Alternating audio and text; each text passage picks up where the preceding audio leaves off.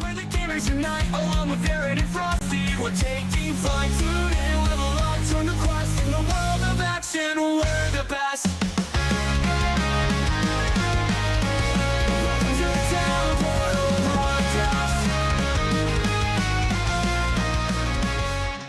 Hello, everybody, and welcome to episode 10 of the Town Portal Podcast. I'm so excited today to have Judd, Mike, Ross, and Carve with us.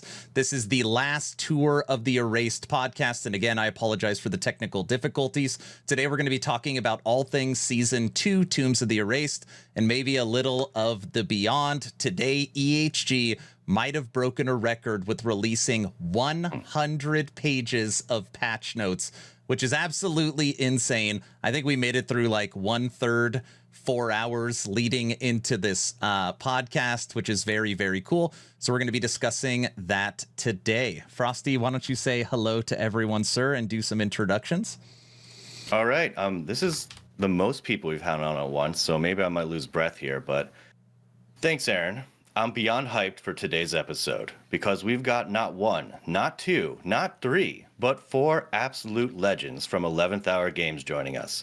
That's right, the brilliant minds behind what is arguably the best ARPG of all time, Last Epoch. First up, we've got Judd, the founder of 11th Hour Games and game director of Last Epoch. This man is an absolute gigachad. He'll give you a thumbs up if he catches you playing Last Epoch on the job, and honestly, that's the kind of leadership I can fully support. Next, we've got Ross, the creative director.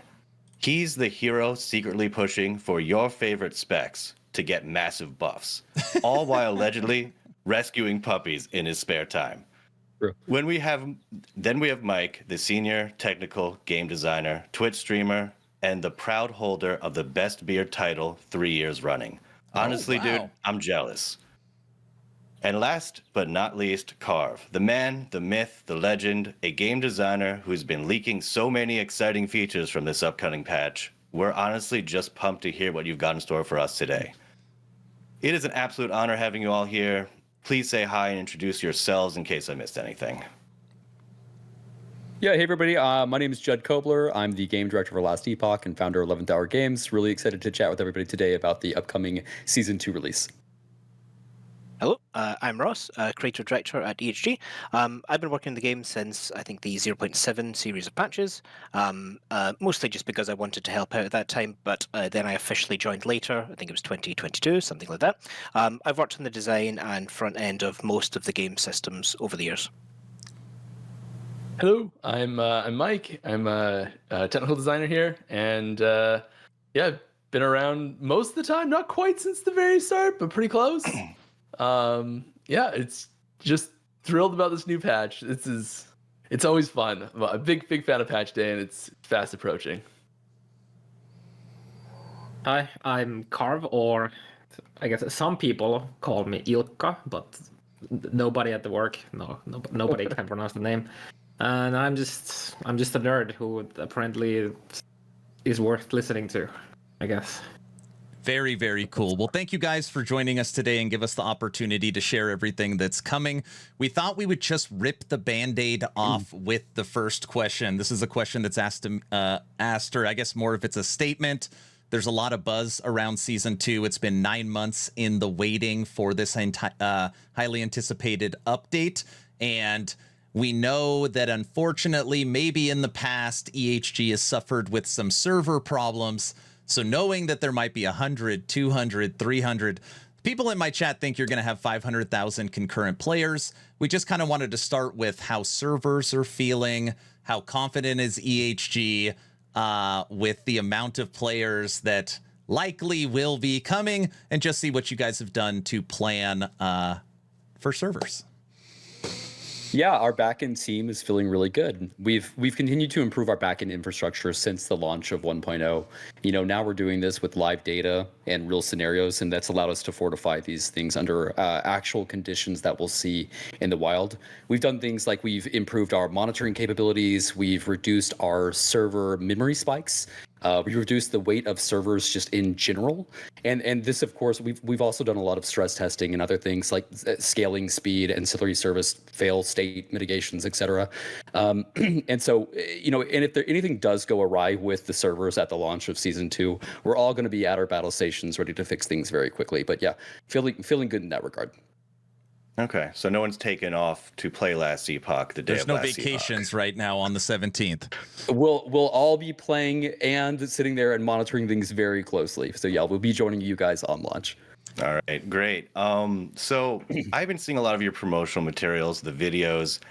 Is it me, or is it looking a lot better graphically in this new season? Have you guys done any changes? What have you done? And is this something you're going to be continuing to do going forward? Yeah. There's extensive updates in this regard. We do suspect that these will be noticeable. We've got this massive internal campaign going through and auditing all of the player animations and combat sounds and updating those. We're still replacing all of our enemy and VFX that aren't up to our new, much higher level of quality. And you'll be seeing a lot more of this in upcoming season releases as well. But yeah, with the release of season 2, Last Epoch is looking and sounding better than it ever has, for sure.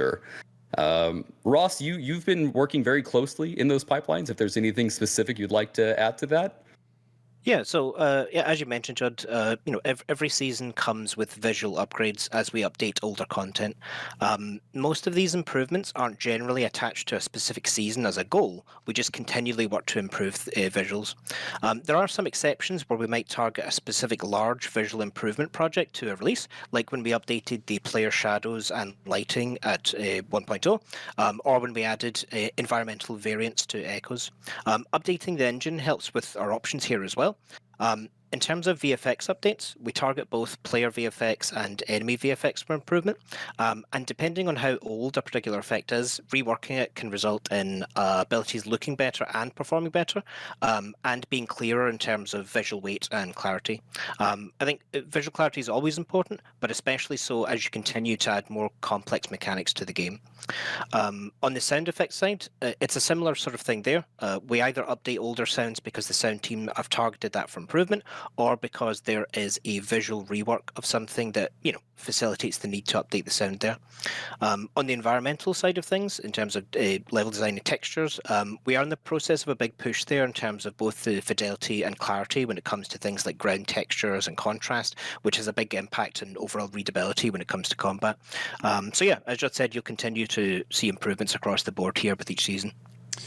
Now, recently, EHG has done an engine upgrade, and you've basically gone to a newer version of Unity. Has that unlocked more potential for what you can do as designers? There's certainly been... Yeah. Go, John. Yeah, there's certainly been aspects of the engine upgrades that gives us more insight into what the code is doing to a deeper degree and what we are able to push going forward.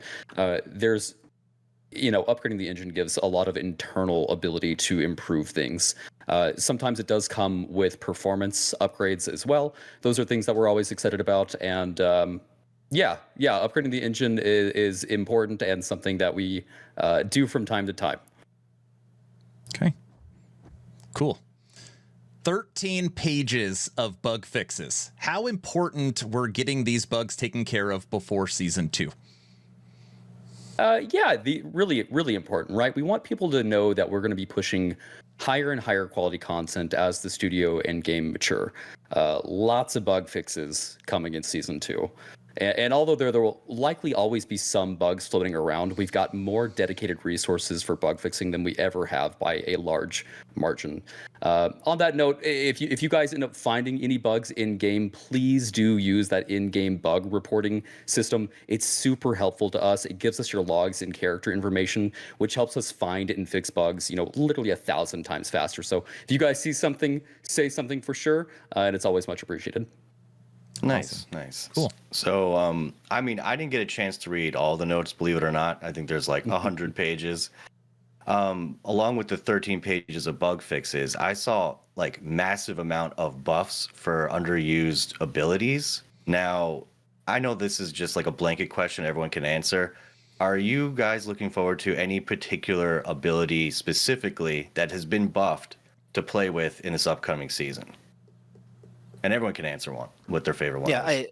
It's not buffed but it's buffed slightly from a damage perspective. But we updated Lightning Blast to actually a chain. And that really helps. So like rather than hitting all enemies at the same time, it sequentially changes, which makes it a lot more satisfying. I think there's a few fixes we've added for this as well. So I'll be trying Lightning Blast.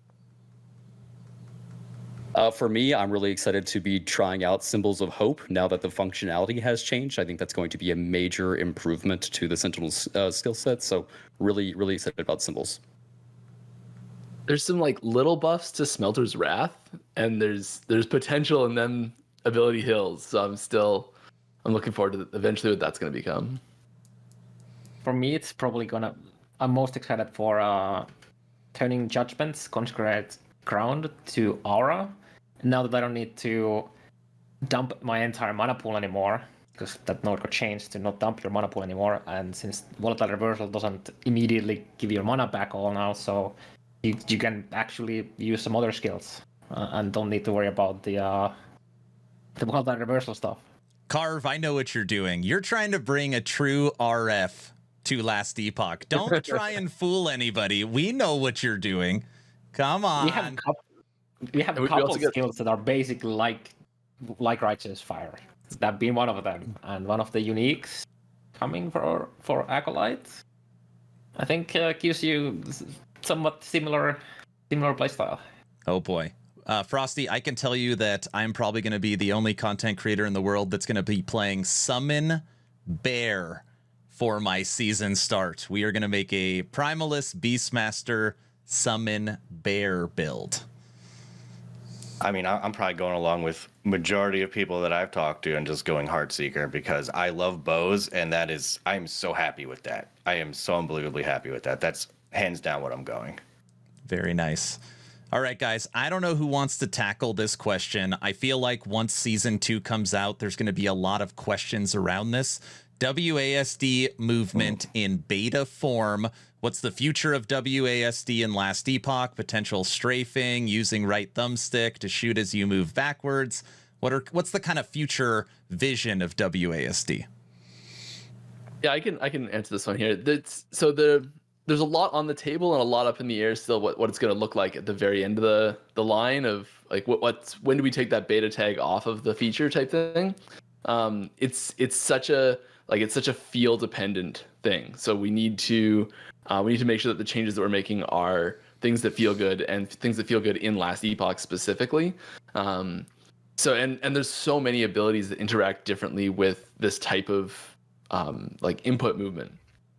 And actually adding in active strafing to abilities is a huge power spike to a lot of situations. And so like it's on the table, but it is not guaranteed. So we are going to be testing things out and seeing what feels best. There's also like a lot of animation requirements for doing that, and we do have some new tools from animations coming down the pipe that are really big upgrades for the visual fidelity and also just how they feel in game when you're using them. It's going to help us make this feel a lot better going forward once we do get that beta tag off. I don't know if Ross has anything about that.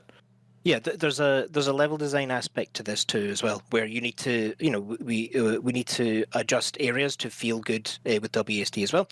We're doing that for all of the new areas that we're creating, so tombs and cemeteries and in future seasons. But we will need to revisit some specific areas in the campaign and in Monolith as well to ensure that the level is laid out to work well with WASD. Nice. Cool. I just got to get this out of the way first. This is a massive, massive patch, massive season. There's so much being added.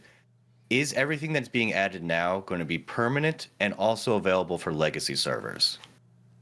Yeah, everything that we're adding right now is permanent content. We think it's very important to make sure that the game is stacked with fun content. And when we released 1.0, we didn't quite have enough to start to introduce temporary mechanics. Introducing temporary mechanics or systems with seasonal releases is likely something we'll do because there is large benefit to doing that. You can release something, have it tested, see what sentiment is like, and you don't have any commitment to keeping it in the game, or if people don't like it, you could of course pull it.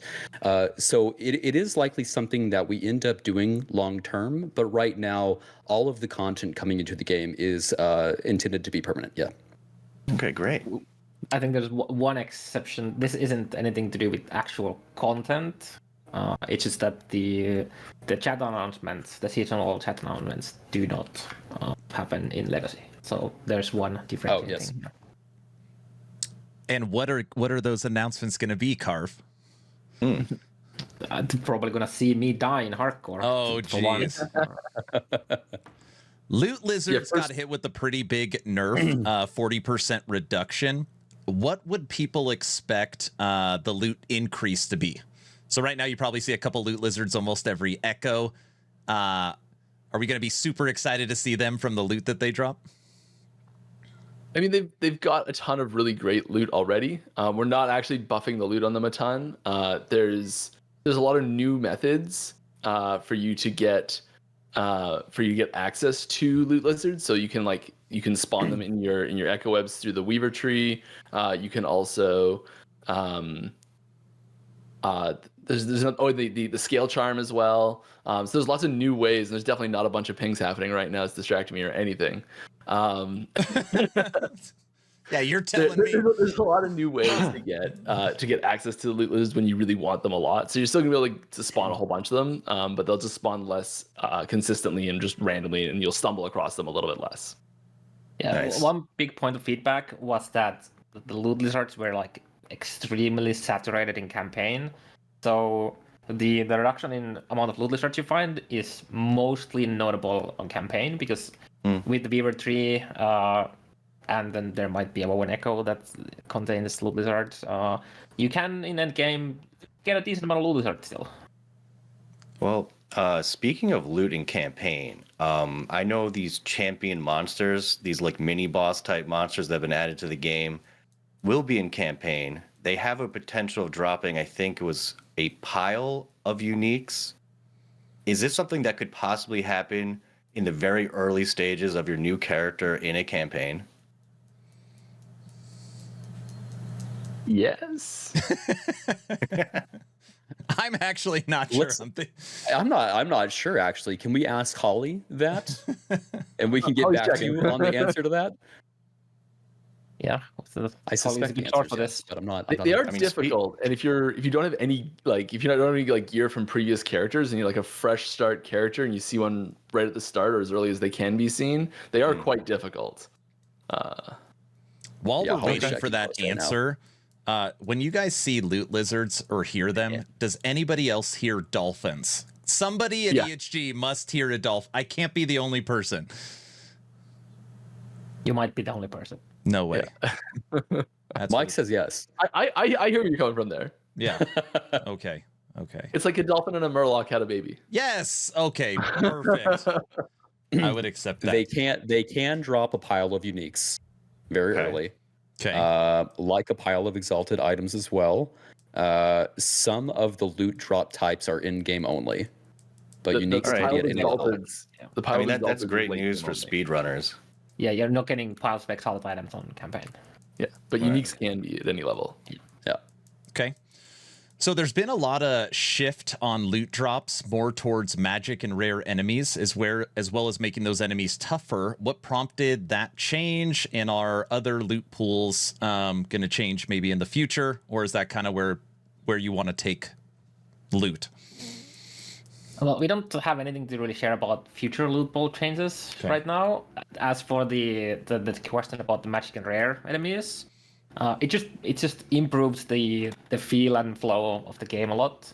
You know, you fight these not normal enemies, and then they'll drop some, a bit better loot compared to everything else, and you don't have to be clicking these shards and runes and whatnot that normal enemies currently drop quite often. So it just means that you loot a lot less often, so it just feels better. It just feels better. That's what we found out when we tested it. Okay. Nice. So these new woven echoes seem really cool. Is there a way of getting them, I don't know, through the auction house or the Merchants Guild, or increasing drop rate through Circle of Fortune, or does everyone have kind of like an even playing field? Yeah, They aren't tradable. they're not tradable. You can't Okay. get them in the Bazaar. Circle of Fortune players will get a bit more of them through their perks. But other than that, they're pretty equal. Okay. Some major changes were made to enemy dot, so damage over time. A 50% reduction in corruption scaling, as well as 15% less damage to players. Was dot overtuned, or was it just requiring too much of a gear commitment? I mean, both. We don't have. It's a lot easier to mitigate hits. There's a lot more systems that specifically mitigate hits. So there's a couple different ways to go about it. We could provide a lot more ways to mitigate dot, or we could just make dots be less dangerous, so you don't have to go out of your way on already very limited pool of affixes to start tanking all of the dots. So we just felt it was better to not put more pressure on that and instead just overall reduce the damage dots do. Obviously, you still probably want to have, a source of cleansing for all the ailments in the end game. I feel like this is going to be something that players really feel and notice when they play endgame for Last Epoch. Most of the time when you die, it's like a poison or bleed nemesis, or it's Gaspar or some dot that like smokes through all your defenses. So I think this is going to be a great change. Yeah, I think we were about halfway through the development process for the season, and I had a distinct memory of watching some streamers specifically struggling here. I think it was Karn as well. It was like quite passionate about telling us with this, but yeah, like I think the changes here are really, really positive. Yeah, Nice. There's also other things we can do, and we have actually done in a lot of enemies recently, where when a dot spawns, it doesn't do its like maximum damage immediately, and it just ramps up. So if you're standing on it at the beginning when it spawns, it doesn't necessarily do all of its damage, and then if you just AFK there, obviously you're gonna die. Or if you walk onto it later, it's gonna be way more dangerous to help, so that when they spawn, you don't immediately have to be ready to dive out potentially, and it gives you a bit more leeway there. So we're getting some pretty cool news in from the team right now, and I promise this isn't scripted or planned. The team is pinging us right now saying that our stretch build has passed QA, and so we will actually be adding another list of patch notes that were not included initially, and we can show some cool things that we were excited to get in that we weren't sure was going to come on day one. But we have some. It looks like Photon pushed in some new visuals for the Monolith hub, which is really cool. This is pretty neat. We're all very excited about this. And then we'll ask them to post the additional patch notes in the Discord for us, so we can go over those too. And then we'll have to actually add them to the patch notes themselves. Yeah, they will be added. Hold on, how many more pages of patch? So we're at 100 patch notes. Oh, it's not one page. It's like one additional page. Okay, but they're good. They're good. Nice. Yeah, I'll take that. That's awesome. That is very cool. Basically, just rolling the first hotfix into the launch build. Yep. Okay, sweet. Frosty, what do you got? Nice. Oh, okay. Well, I might not have a lot of time coming up to play a lot, so thank you for the mastery respecking, because I would like to be able to maybe switch my mastery without leveling up a whole new character to like 90. I think I saw on the video like a high level character is like 500,000 gold or something. It's definitely attainable. What made you decide to allow mastery respecking? And just before someone answers that question, if you are out there and don't know, Frostylaroo's wife is due tomorrow with their first baby. So they're having a baby girl. So he wasn't even sure if he was going to make it for today's podcast, but just huge congratulations. Yeah. Excited for you. Thank you. Excited for Thank you, sir. guys. And EHG, everyone in chat is saying that he should name his daughter Ellie. Get it? It's not very funny. I like All right, it. there I you think go. I'm thinking Aberoth. Sponsored for sure. Abby could be another. Abby could be another. Abby could be another Abby. good one. Abby's a good one That's too. Abby, true. yeah, there you go. That's true. Yeah, well, so with respect to like the mastery respec, it's one of those things that people it was a pain point for some people who are like the starting out, and they all they do is just look at the maybe the broad theming of a class, and they're like, oh, that's something I played in another game, and you dive right in, you get to end game, and it's not like maybe we've taken the class in a different direction than you're expecting or something like that, and you're like, oh, I wish I'd actually taken a Beastmaster instead of a Druid or something like that, and just that little shift. And then on your very first character, you look back and it took you so many hours to do the campaign because you never done it before, and there's like that big pain point moment, and we just didn't want people to bounce out of the game right then. And so this was a really good opportunity to give people a way to keep playing and keep experiencing and keep evolving their character. And like we wanted the cost to be something that was significant enough that it's not just a hey, I'm gonna go switch my mastery today because I feel like it. But not so debilitating that you're like, okay, I'm gonna farm for this week so I can afford my mastery respec next week. And like it's a new thing, and we're gonna be paying attention to feedback and making adjustments as we need to here going forward. But yeah, it's something that we're using more as like a relief valve for fixing a mistake rather than like a tool to be leveraged. And I think the really big similarity here is the being able to switch between COF and MG, and like. That's not something I see a lot of people being like, I'm going to leverage these two together to switch back and forth. And that's sort of the relationship we want, is where it's fixing a pain point for players, not really a tool to be followed in build guides so much. And like, I'm sure it'll pop up from time to time in these places, but expecting more one-way switches than repeat switches. I'm happy that you guys put it in the game, but I'm not gonna lie, I was pretty surprised. This was one of those questions, Mike, that you've gotten for 5 years, where it's always been like, we want something to feel permanent. So it was a nice surprise, but I was surprised. Yep. Yeah, we have to stay flexible, and we have to be ready to change and adapt. And I think this is a good example of that. We're gonna keep making the best decisions for the game in its current state. Nice. Yeah, Well, I think as long as you can't swap a mage into a sentinel, we're probably good here. So can't swap the A lot of class, plastic surgery. yeah, right? Something that's been coming up more and more when everybody's watching these trailers, looking at the patch notes, is power creep. So with the introduction of being able to enchant your idols, with the ability to guarantee your 1 LP slams, with the ability to switch out your attributes, and all these new items and gear, champion affixes. What are the thoughts around power creep and trying to keep that under control? Yeah, it's an important topic. So we incrementally buff monsters almost every patch because we don't want the player power to start to drastically outpace monster power when we elevate the player power floor with additions like you're calling out right now. That prevents us from having to do things like introduce a patch where we buff monsters very significantly, which can feel very jarring to players. So just as we continue to elevate the floor of player power, we will incrementally buff monsters with these outgoing patches. Okay. Nice. So, I mean, speaking of player power, with the massive amount of changes pretty much every ability has in the game, there's going to be some builds that just explode with damage, and you might not even foresee this. Is there any plans on maybe reining those in if you see certain builds just being ridiculously overpowered? And maybe the same busted builds. Yeah. How are you going to handle that? Is that something where it's like time to nerf it to the ground, or maybe nerf it a little bit? What's your theory on that? we just don't do mid-season balance changes.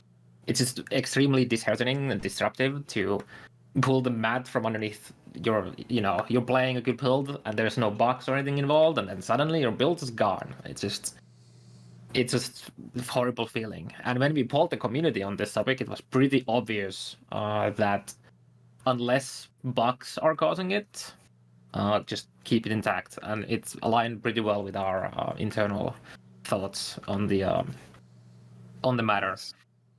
And Now obviously, we do address any bugs that present outlier cases like this, and so it might be that something has broken, and then you're scaling way higher than intended because of that. We do fix issues in that regard. Another thing that will allow this to feel better is that we need to start releasing seasons more rapidly than the release between 1.1 and 1.2. So if there is something that's very overpowered, and we would want to have the opportunity to balance that sooner than having a patch release, in the same time span as 1.1 to 1.2. Okay. yeah, the TLDR, no balance changes, but bug fixes. Yes. Got it. If it's bugged, Yes. you'll patch it. If it's just broken from over-tuning, it stays until the next season. Okay.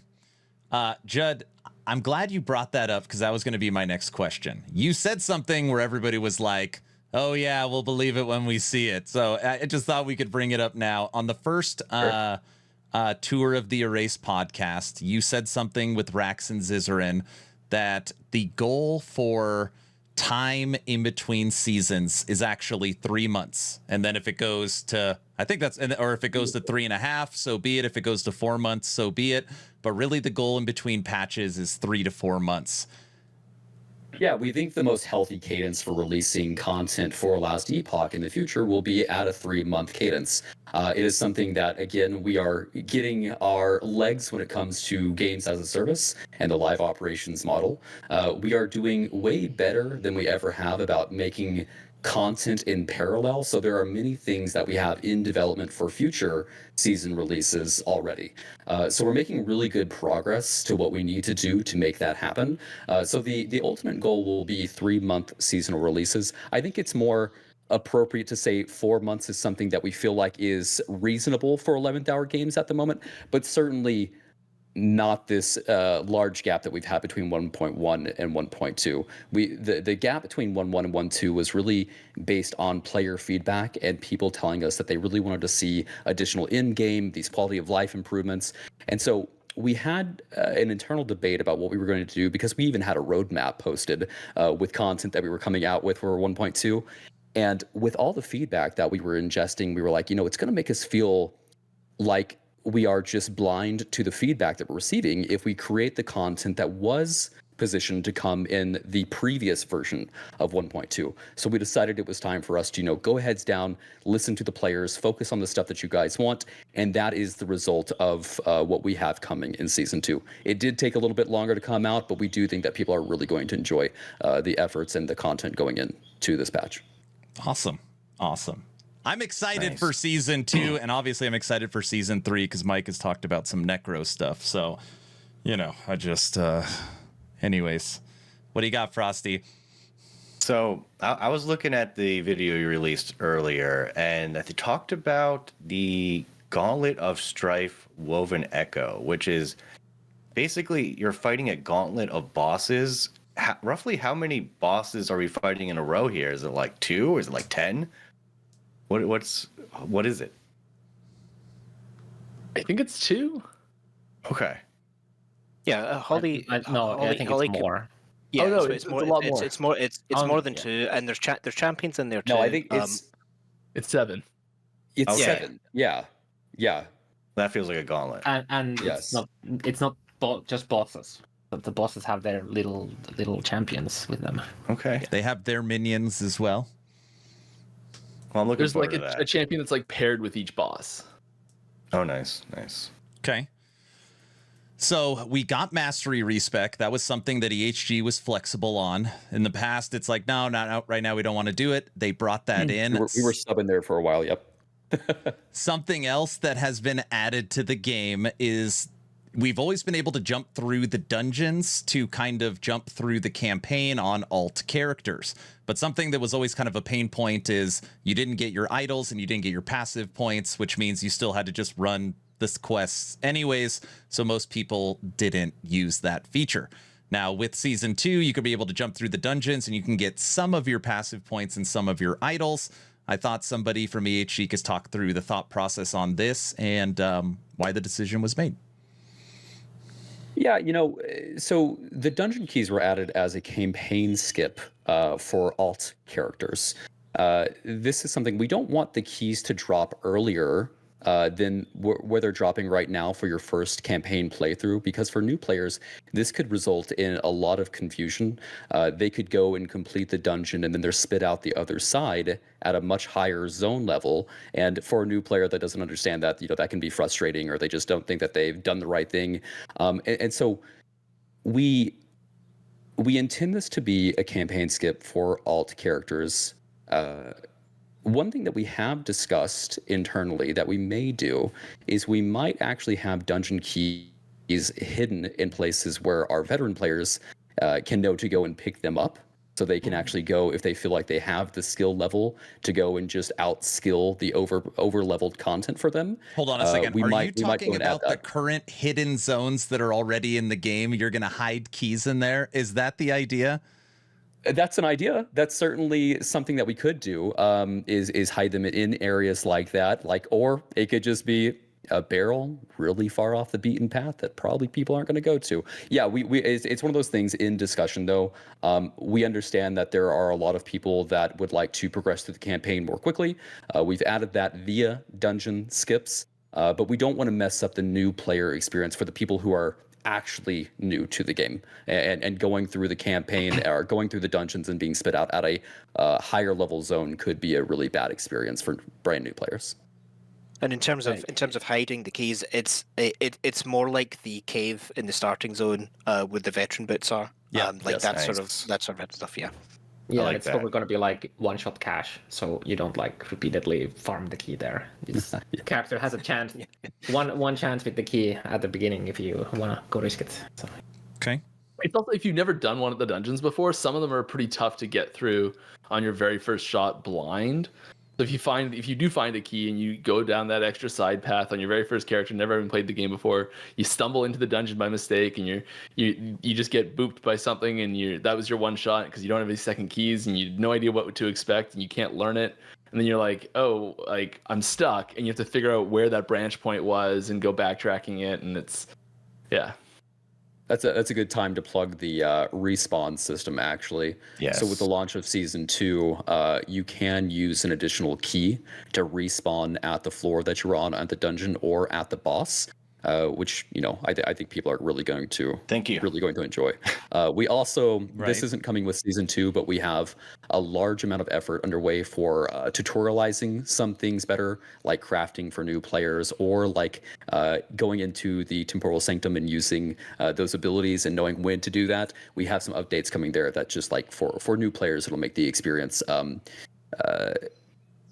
just easier to understand overall. Yeah. I love hearing that. Yeah. I'm a more casual player for sure, and I'm also a bow player, so I die often. And being able to just get to the end of a dungeon if I die and being able to come back and not have to redo the whole thing, I'm a huge fan of that. Yes. Also, look, I might have a little trouble reading every single thing when it comes to the crafting, so having some kind of tutorial maybe would help out my learning style a bit more for sure. So I'm also a big fan of that. Frosty, it's not just you. We cannot get people to read, and even internally, we don't do it either. So we really have to point at things with arrows. If we want you to see it, we got to make it flash really brightly. That's right. Or we got to put a big arrow next to it. Yes. And we understand that, and it's something that it's easier to go and write a wall of text for tutorial. But now that we actually have some additional time and development power, we can go through and make those tutorials just significantly better than we had in the past. So a lot of work going on in that area right now. Yeah, we're looking at contextual toast notifications for Game Guide as well. When something specific happens, a small pop-up notification linking you to the Game Guide, because Game Guide's a good resource, and we don't do the best job at signposting that or pointing you to it beyond small buttons and things like that.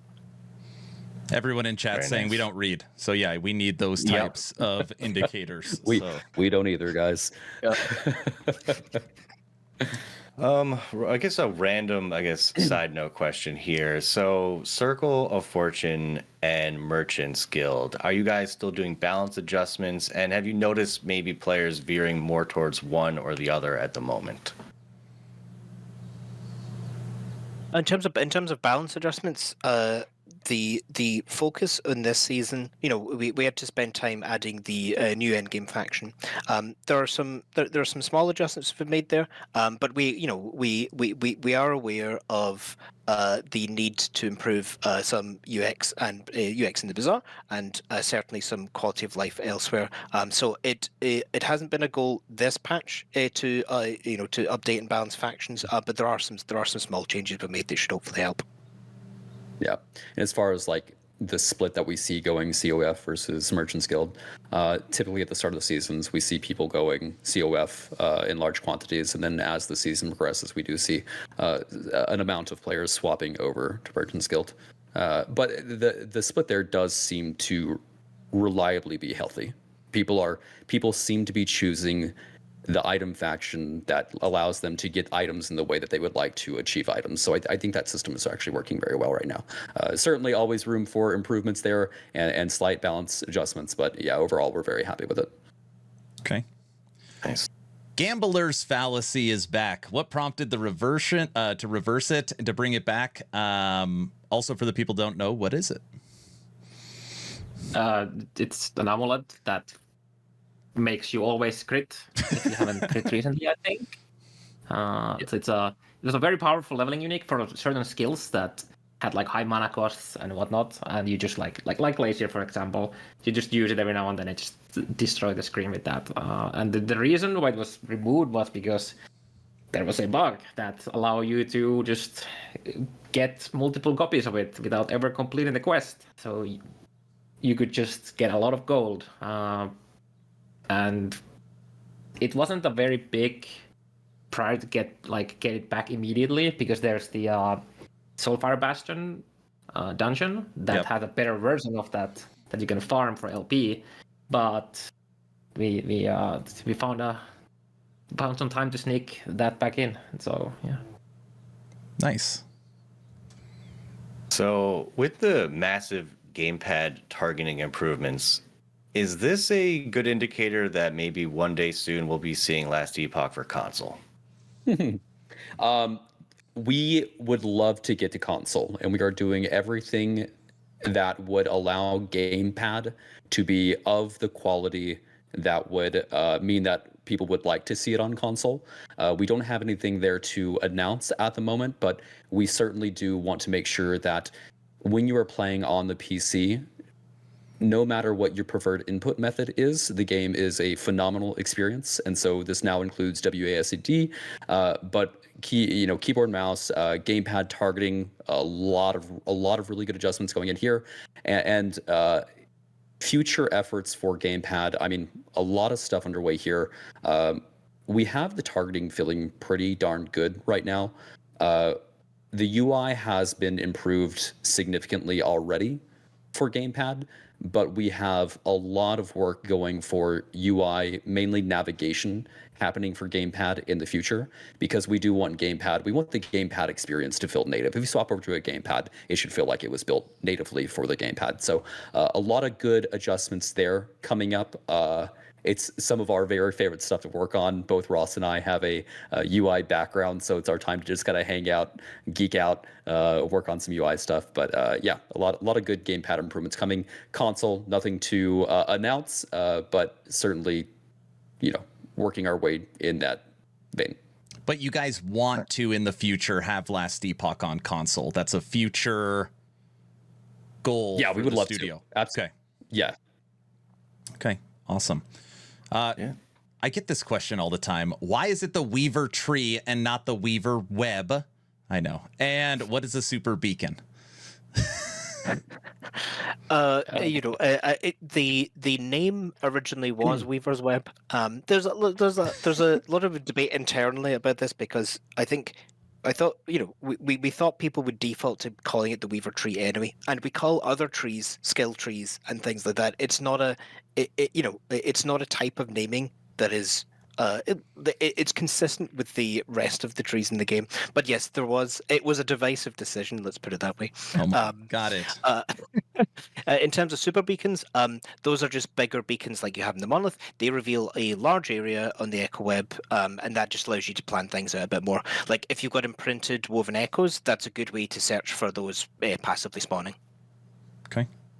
So I think I see there's something called a shade ambush being added to the game. What is this? Is it scary? Do they drop anything? Just try to explain this to me a bit more. Okay, however you want to talk to that one.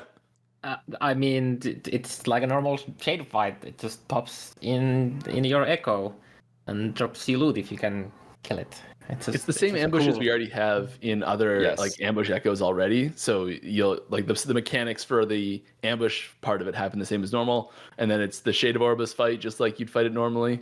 So it is like it's two things that we kind of already have, and just. However, it is not echoes. It's a good. However, it is not the actual it doesn't add shade into the normal ambushes that you get as objectives. It's just like an additional that happens randomly. Okay. I think I got one more question, Aaron, before we go to the next screen. But okay, go ahead. Shoot. All right. Freshman. So Uber Aberoth being brought to the game. So this Aberoth is like how much more powerful than the one we've already fought? It's a good question. Yes. Oh, and also, does it have new abilities? Another good question. Yes, kind of. Yes. It's a lot harder. It's a lot harder. It's gonna have fire. Yes. I'm ready to see the rip clips. I'm so ready, and I'm also ready to die to myself as well. Yeah. Carve, does what have a minimum percentage of corruption. players do you think could beat it? Not very high. Yeah, no, not very many. One. Not very many. Yeah, like if 1,000 people beat regular Aberoth, how many of those 1,000 would be able to beat Uber Aberoth? How much time do they have? I would probably go with a single digit. That's Wow. my guess, but it's a lot harder. Aspirational content. It is a very hard fight. Yes, we do not expect most people to be able to do it. Did Carve you can- just you say can keep maybe grinding. 9 people? 9? Single digit? Damn. Of the 1,000. Of the 1,000. Yes, not total. Yeah. Okay, it's like 1% of players that can kill Aberoth now will be able to kill Uber Aberoth.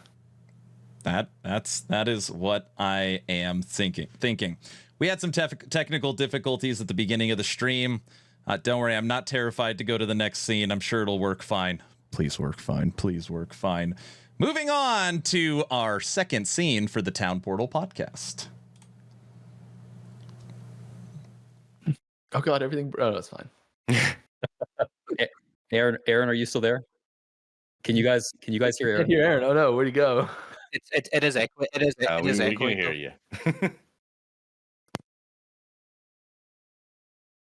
It's fine. It's working. You're good. It's fine. It's fine. It's fine.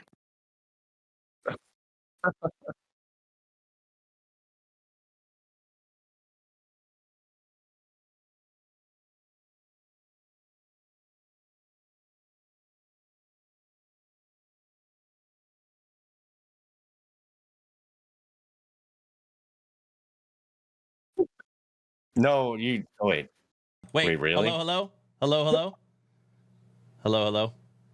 We can hear Aaron just fine in the call. Looks like EHG team can hear Aaron, but no one else can. Hello. That's our Fixed. team saying it. It's all right. We're good. Okay, Oh my. we're in. We're good. I thought people were Oh my messing gosh, with you. I thought you guys were playing a prank on me. I'm like, oh, very funny. Yeah. I mean, we were Yeah, we initially. It's a joke at the start. you know. I know. Joke became real.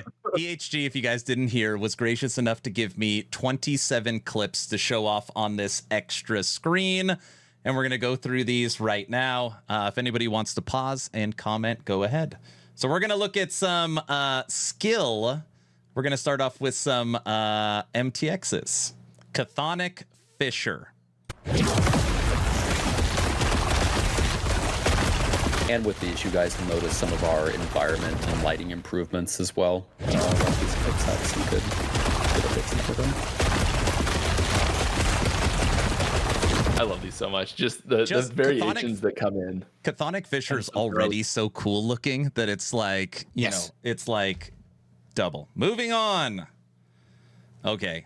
I feel like people are going to be like, no way. Are you guys ready for this? I think this is my favorite one. Yeah, this one's sweet.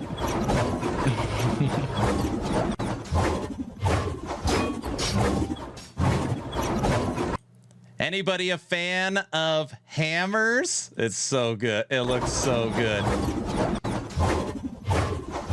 Yeah, some We're of the so things excited that we can do these now. This is something that pretty we've sure been wanting to do for a very long time, and we just didn't have the tech to do skill skins. Very, very. I'm pretty sure we just said build for so many people. I know. They're it's so cool. We were talking about it. Like, should we base our build based upon the skill MTX? I know. All right, moving on. And a couple of these are smaller. They're not all exciting like hammers. Cherry Blossom Evade. The little evade effects, I think, are some of my favorites, actually. You just They feel like good. the subtle little touches. Oh, worth noting on Evade this season, it's a lot more responsive. A bunch of offline Yes. bugs with are fixed. It's just better. Okay. Moving on. Cosmic Smite. And just so you're aware, maybe I've tested this, that if you're using you could use a skill MTX and to trigger another skill and use that MTX, so these can all be combined.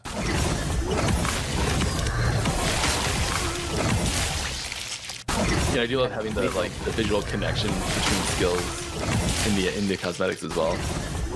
We don't happen to have a clip of triggering smite with hammer throw, any chance? That would be so nice. No, we don't have that. I'll have to use your imagination for now then, I guess. Right? Moving Your- on. Your Go. MTX also applies to skill shrines as well. Just a small thing, but it also applies to any skill that you gain from skill shrines. Oh, that's pretty cool. That Yeah, is you pretty can cool. equip lots of skill MTX all at the same time, not just one for each slot that you have equipped either. Sorry, everybody. I know sometimes the volume's high, sometimes it's low. Each clip is a different volume. All right, moving on. Volatile Reversal Cosmic. Nice.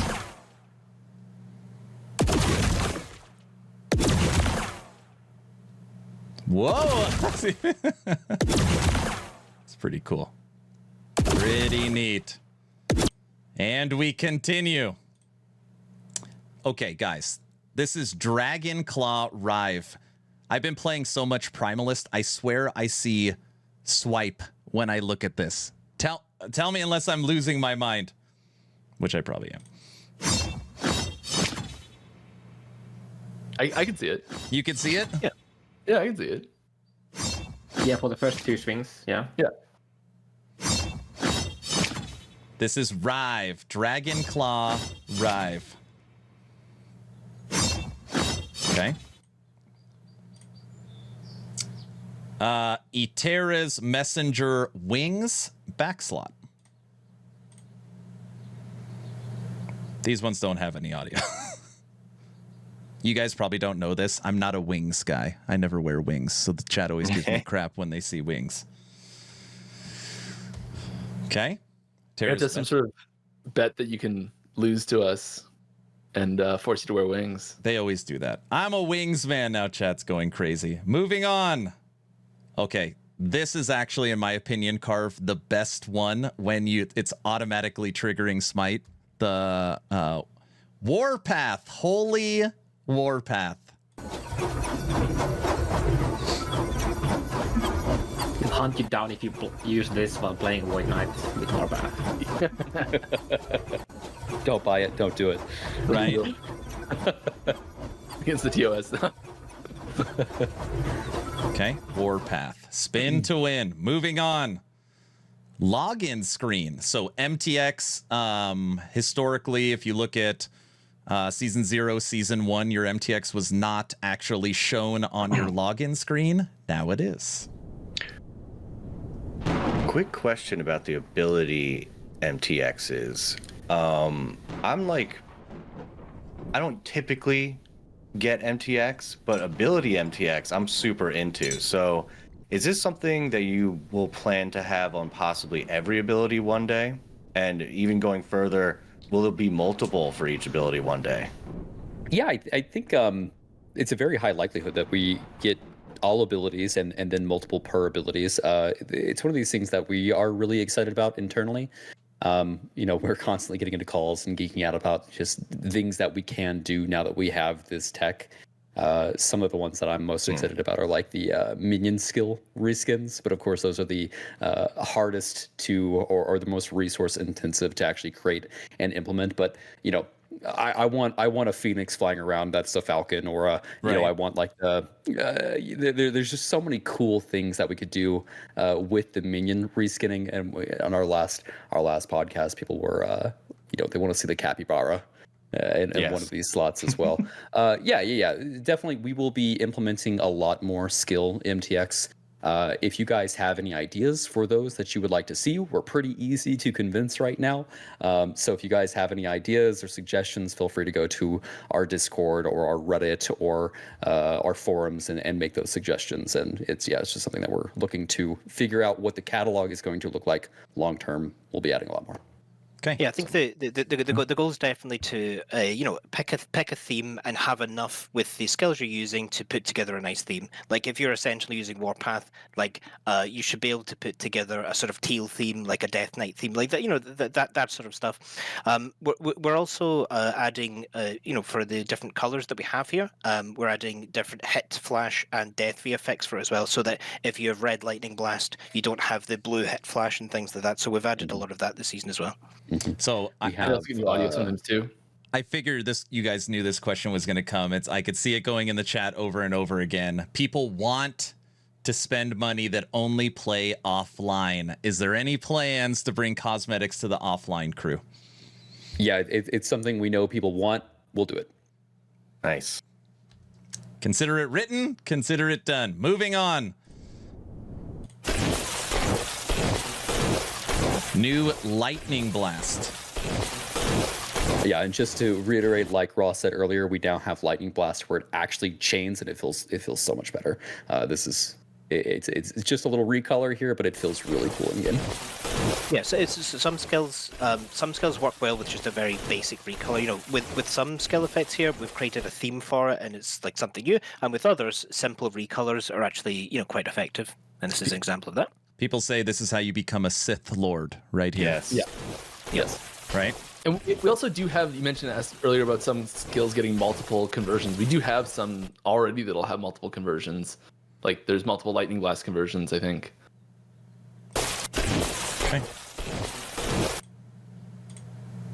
Okay, somebody in chat literally a few seconds ago said, hey, can we get a reskin for wolves?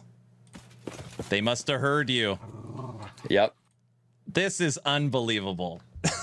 Unbelievable. What happens if I take squirrels? No, just somebody walk me through this. I think if you take squirrels, it does go to squirrels. No, it always does defaults to the MTX. It goes to MTX. Is that right? Yeah. Okay, so the squirrels will show up as smaller dogs. Is that right, guys? Is that true? I don't think they're small dogs. No. Oh my gosh! I will switch my starting build if I get these as squirrels. I'm gonna ask the team right now. They'll just It's not like a squirrels themed like this. That doesn't happen.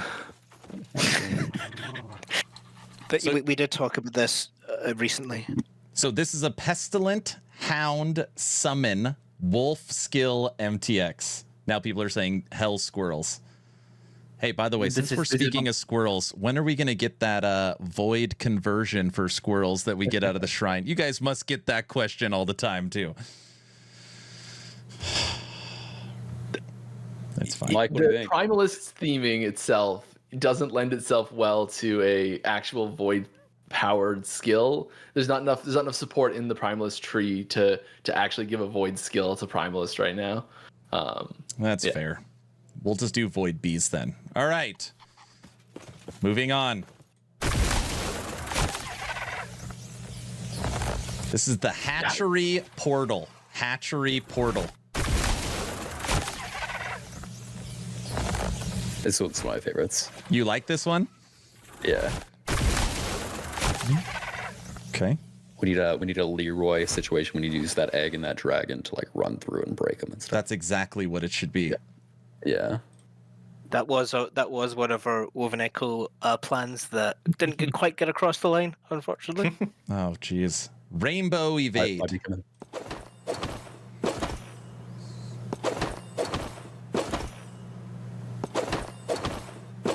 Is there a chest at the end of the evade? Yeah, right. Some treasure? Shattered Frostclaw. Shattered Frostclaw. The shattered ones are so good. Oh yeah. You like That'll be this a one? popular one. People are gonna. There's a few themes like this, and they're all really good. I like the sound too. It's good. Okay. Shattered Meteor. Judd's favorite.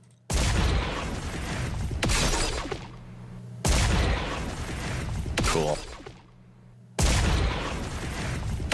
And Meteor's another one that's got multiple MTX options for it. It was hilarious when Mike said on a Friday dev stream that Skill MTX is coming. We all knew that there was at least one Meteor. We knew it. Like, Oh yeah, of course. Of course. If I could have pushed 6 through, we correct. would've. It Correct. was the only guarantee. It was the only guarantee. If you guys don't know it, top dog at EHG Judd. His favorite skill is Meteor. Okay. Always has been.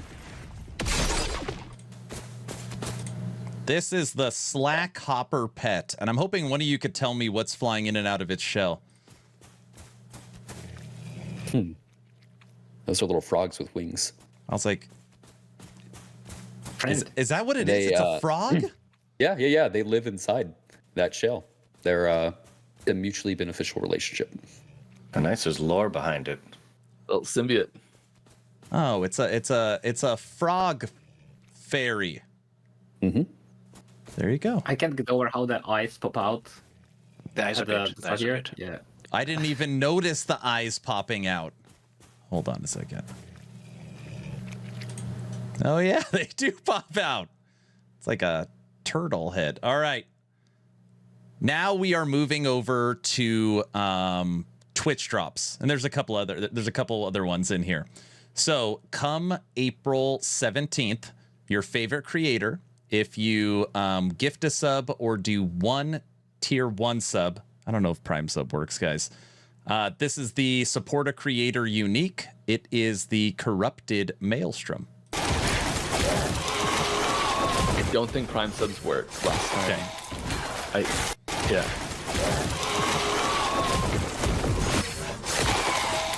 Primes don't work. All right. So tier 1 or 1 gifted, you can get Corrupted Maelstrom. All right. Next, this is a free Twitch drop. I know total Twitch drops is 6 hours. I don't remember which one unlocks where, but this is the Twitch drop for Crimson Smite. That's cool. It's so cool. Yeah. I know I like this one a lot. I love that you guys did a couple for Smite too, because it's just like a skill that's used. So like everybody uses Smite, right? Smart.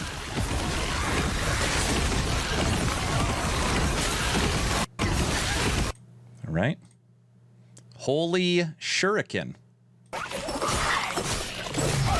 Again, I really like this one Twitch drop. because like it's so hard to see the base shurikens, and this one, if you want to see exactly where they're going, this one's so visible.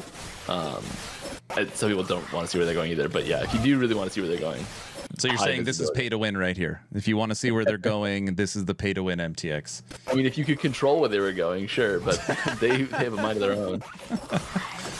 Next, Rip Blood. There's one of these out of order. I'll show at the end. Rip Blood Twitch drop.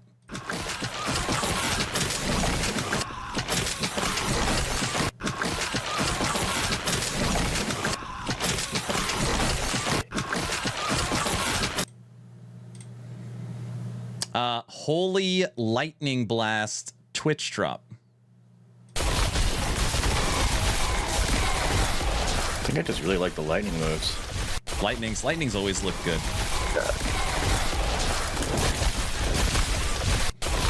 I also see the new chaining here. Oh, you can see the new chaining in it. All right, let this one play for a sec. there's a small delay. It feels so much better now. Like very tiny chain on it, and it just feels so much better. Because it used to be that you'd cast it and it would just kind of create a web. That little tactical feel just feels way better. Okay. I think the last one, which is not a Twitch drop. Yes, Voidwalker's Gaze Helmet. Ooh. Oh, wow. Some sparkly eyes. That one's too scary. Too scary.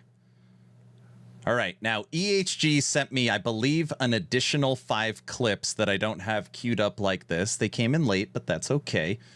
So the first one I want to show, and we can finally confirm.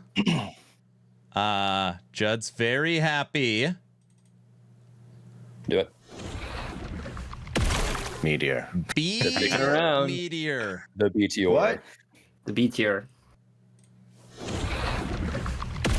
Those are bees? They are. It's like a big bees. comb. It's like a big hive that comes down and splashes honey. So and your you see all the meteor bees turns in. dissipate. Yes, exactly. The B tier. Is real. Now that's an MTX. Someone's in chat. I like this. It's like this one's really good. Just the way it looks. That is awesome. Hey, Oh, it's cool. It's Mike, cool. I don't know if you know this. What if you take like, oh my, look at that pause right there. Oh, Nice. that looks so good. What happens if you take like meteorites? Oh. Does it transfer the meteorites too into small? Yeah, I'm pretty sure there's a reskin of the spawn sub skills. So all of the skill MTX, it doesn't matter where you go on the tree, you're still going to be able to see the visual. It should all work. Yeah. Star. If we miss something, that's something that's got to get fixed. No, I got you. Okay, that just popped in my head because I was thinking about like if you're dropping 100 of these all the time, like that would be very, very cool. It's also a big reason why it takes so long to make MTX4 skills, because we have so many different ways to modify them, and then we need to like figure out how the MTX is going to look on those as well. Okay. All right. The B meteor is real. Okay. The other things that were sent to me is we have some examples of the new controller support and the new WASD movement. All right. Controller support and the new WASD movement. And some of this stuff real we could quick. talk to. Go ahead. Aaron, right before you start, I don't know if I dreamt this, but is there a Heartseeker cosmetic also? Correct. Yes. Sorry. Yes. Okay, great. All right, that's just how to make sure, because I remember seeing it and being like, oh, I want that. And I just wanted to make sure that definitely is in the game. Because again, I like bow stuff and glad to know there's a Heartseeker cosmetic. All right. Yes. It's like this blue chain. I don't know how to describe it. It's like it looks like a blue chain. Like you're playing Scorpion. Get over here. It's kind of what it looks. It's really cool looking. Nice. All right, everybody. This clip was sent to me. It is 20 seconds. I haven't even watched it. This is experimental WASD. I don't even know if there's audio. Let's see. Yeah, this is showing how you actually get to the options to change the controls. A very long and involved in this- process. yes. Is there reading now involved? This now is you just see so the cursor photon on- captured warpath. And this does actually have options. So you can, in the settings, you can change if the warpath is going to follow your cursor when you're using WASD, or actually just following your input. That was kind of a divisive thing internally how we should do it, and people had very specific preferences there, and so we made that an option. So. And just remember, everybody, that EHG, putting this in as beta. So this is for people that really love WASD, is going to have that option, and in the future it'll continuously get better. Nice. Yeah, we heard from the player base. Those that have tried out WASD on other games really enjoyed that. And they're like, I don't know if I'll ever be able to go back to not having WASD as the main control schema. And we're like, okay, let's see how hard this would be to prototype and get in. And with a quick prototype, we pretty quickly understood that it already felt pretty good. And so we invested the additional time in season 2 to get the control schemas and stuff like that set up. So we're excited to hear people's feedback on this. We'll be looking for it. Sweet. Okay. The next clip is What is this? Puncture before and after. Puncture before and after. This is gamepad targeting. This is the first time I'm seeing this video too, but this is, I believe what is on the left is probably what's on live versus what exists in season 2. Yeah. Okay. Let's watch the video. Yes. Here we go. Yeah, so what we've done here is we've actually added some target memory. So previously on the gamepad, it would be that if you start to hit an enemy, say that you shoot an arrow towards an enemy, and then you have to start kiting that enemy, you'd have to flick the joystick back and forth to shoot in that direction, and then start kiting again, turn back, shoot in that direction. Now, if there is not a new target recognized in the direction that you are running, shooting that arrow will instead just turn around very quickly and shoot without you having to do it manually. And it helps the flow of gamepad combat just very, very significantly. I mean, this is huge. This is like this is completely changing the entire gameplay feel for somebody using a controller. Like, that's massive. Yeah. It helps an absolute ton. It helps an absolute ton. Wow. And there's all sorts of settings for different context and specializations for like every combination of all those things. And because there's so many situations you can be in and so many combinations, it is something that we're going to be looking at feedback for very closely to get outlying and special cases where people are like, when I've taken these 6 nodes together and I'm in this very specific scenario of combat, it does something weird. And we're like, cool. No one thought to. Mike's referring to the skill targeting updates that we've made. So we've the team put a lot of work into this. We've essentially made all these different paradigms for how skills can or should act in combat. And we've mapped all of the skills and all of the nodes that maybe or should change the way that targeting functions with a gamepad. And so now, I mean, the update makes gamepad play. It's just, I can't even emphasize how much better it is with these changes. What it also allows us to do is to make changes to those paradigms that we're mapping to these skills very quickly. It's very standardized. So if there is an instance where people feel like one of these abilities could be controlled better or differently that would make it feel better, we can get that feedback and we can make that change much, much more rapidly than we did before. So yeah, these are phenomenal gamepad improvements. Man, and I thought gamepad was already good. Like, I always thought you guys. It's getting there. It's getting there for sure. People are already enjoying it, but you know, we still see a lot of opportunity to improve that. We really want, when you swap to gamepad, for it to feel natively like it was made for the gamepad. We're making really good progress there. It's feeling pretty good at the moment, but still more to do. Now, Judd, if I'm using my controller playing on gamepad and then I set down my controller and I grab my keyboard and mouse, will it work seamlessly? Yeah. So you can hot swap between gamepad and keyboard and mouse. Pretty cool. Nice. Cool. Yeah. Cool. Okay. Very nice. What? I wasn't sure. So I just asked a simple question. All right.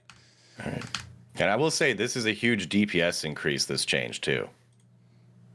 If you're not someone who is going to manually twitch super fast to go and do these same types of actions, it is a DPS improvement, yes. Okay. Ballista armed construction. Again, I have not seen this. If one of you guys want to. This is just Ballista targeting based on context, so it knows that it wants to put near enemies because it's going to explode when it dies. Okay, so normally if you just summoned Ballista, it would summon next to you, but in this case, since you've taken Ballista in a certain way, it goes next to the enemy, correct? Correct. So it used to be that if you had a target focused in the live version of Last Epoch right now, it would just summon the Ballista at the target's location, which would quickly end up in the enemies swarming it and dispatching it, which is not a great way to play Ballista. Now, if you are targeting something, it knows to put the Ballista next to you or away from that group of enemies. But if you take this node where you would typically want the Ballista to be right in the middle of all the combat, it knows to do that. So it's just another example of the different paradigms that we've executed on for these abilities. Okay. And the last one. This is Ballista before and after. Okay, there you go. Oh, well, I got it.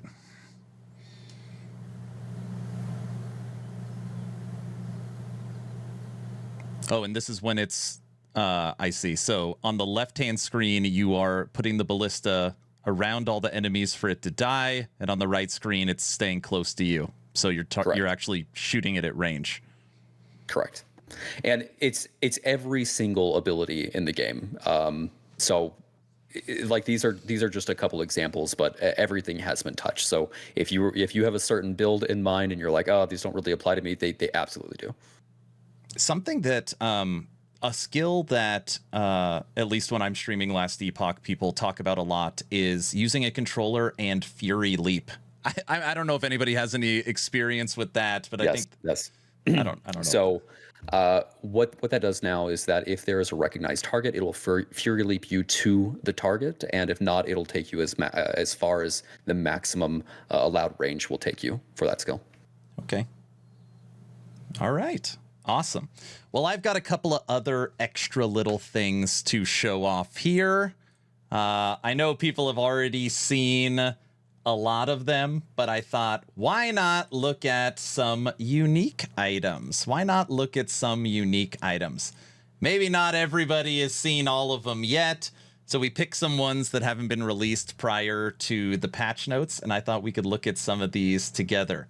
So the first one is Downfall of the Righteous. Now, all of these items that we're going to show right now are shown with their maximum rolls, and you'll see the roll ranges. And what this is Mike, should I let you take? I know you worked on this, didn't you, Mike? Yeah, I worked on this one. Yeah. This is a supporter unique actually. And so yeah, it's meant to get that like that curse play style, scaling curse damage. It's focused around Witchfire. You're like splitting usually fire and necrotic damage. I think it's just really fun, unique that lets you sort of unlock new damage source in that tree. For any Warlock fans out there, with this new relic, you're going to get in the implicit fire resistance and curse damage. You're also going to get up to 15% increased damage. You're also going to get leech from your damage over time, necrotic and fire. You're also going to get more curse damage. Witchfire deals deals multiplicative damage equal to 66% of your increased curse damage. And again, that's multiplicative. But on top of that, while you have both Ignite Overload and Damned Overload, enemies within 10 meters are infected with Witchfire every second. This item is sick. We were reading through the patch notes and talking about some changes to Warlock, and I'm like, guys, there's something coming. There's something really, really nice. New Witchfire. We are very powerful. Yeah, we are last minute. We are adding a visual effect so that the 10 meter area is actually shown here. That helps with the feel of it a lot, because without that, it doesn't feel as satisfying. Wait a second. So when I put on Downfall of the Righteous on my Warlock, there is going to be a ring around me that shows where the enemies will get Witchfired? Correct.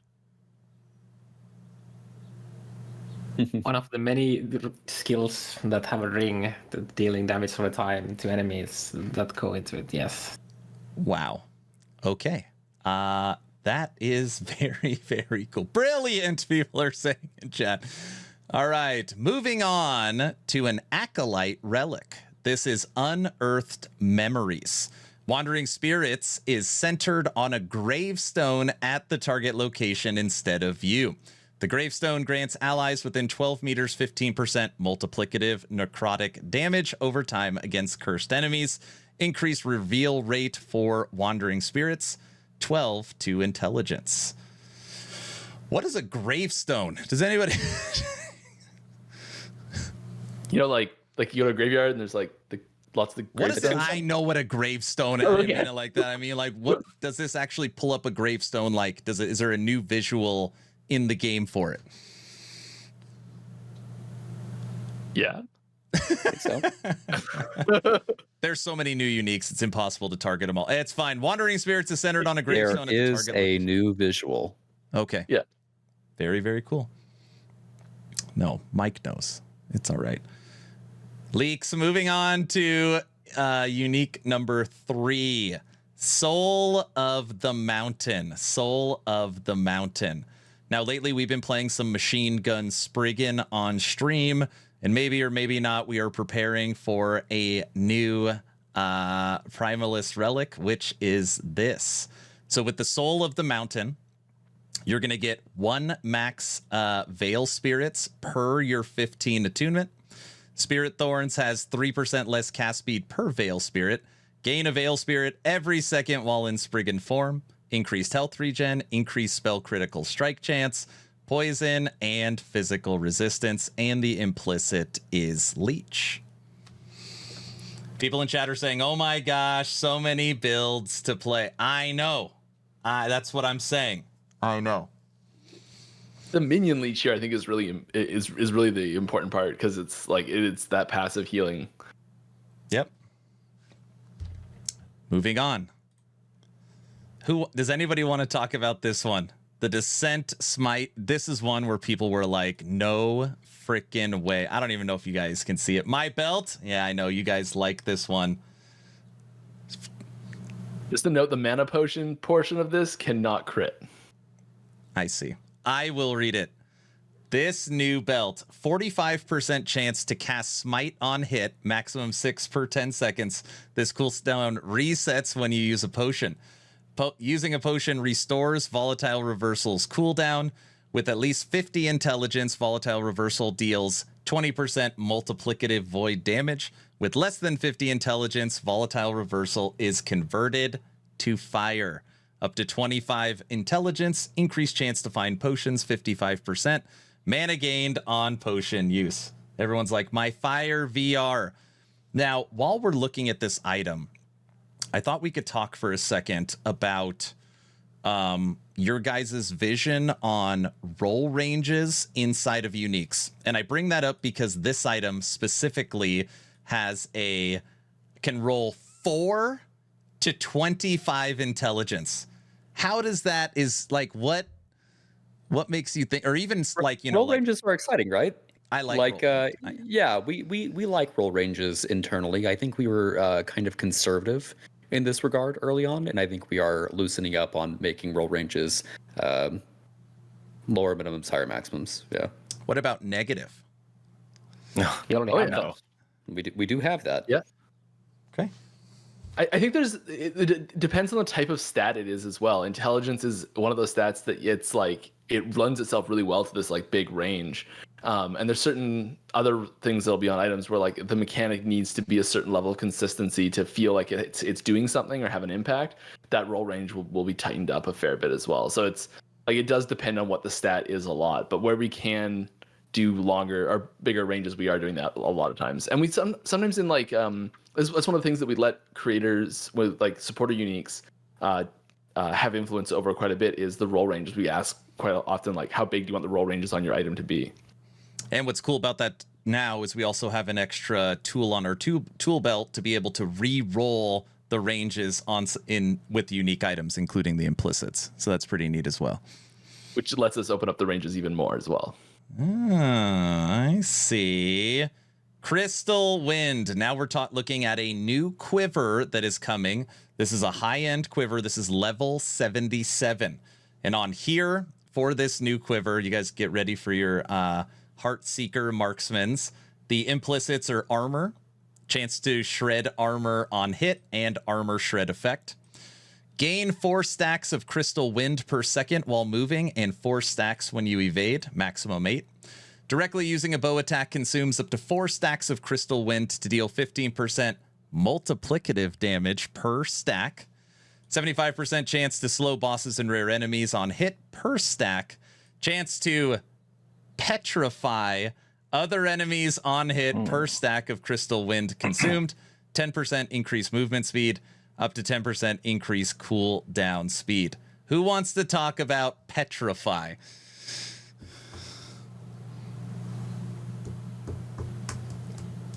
It's very similar to stun and freeze. I definitely wasn't being silent waiting for what it was because I couldn't remember anything.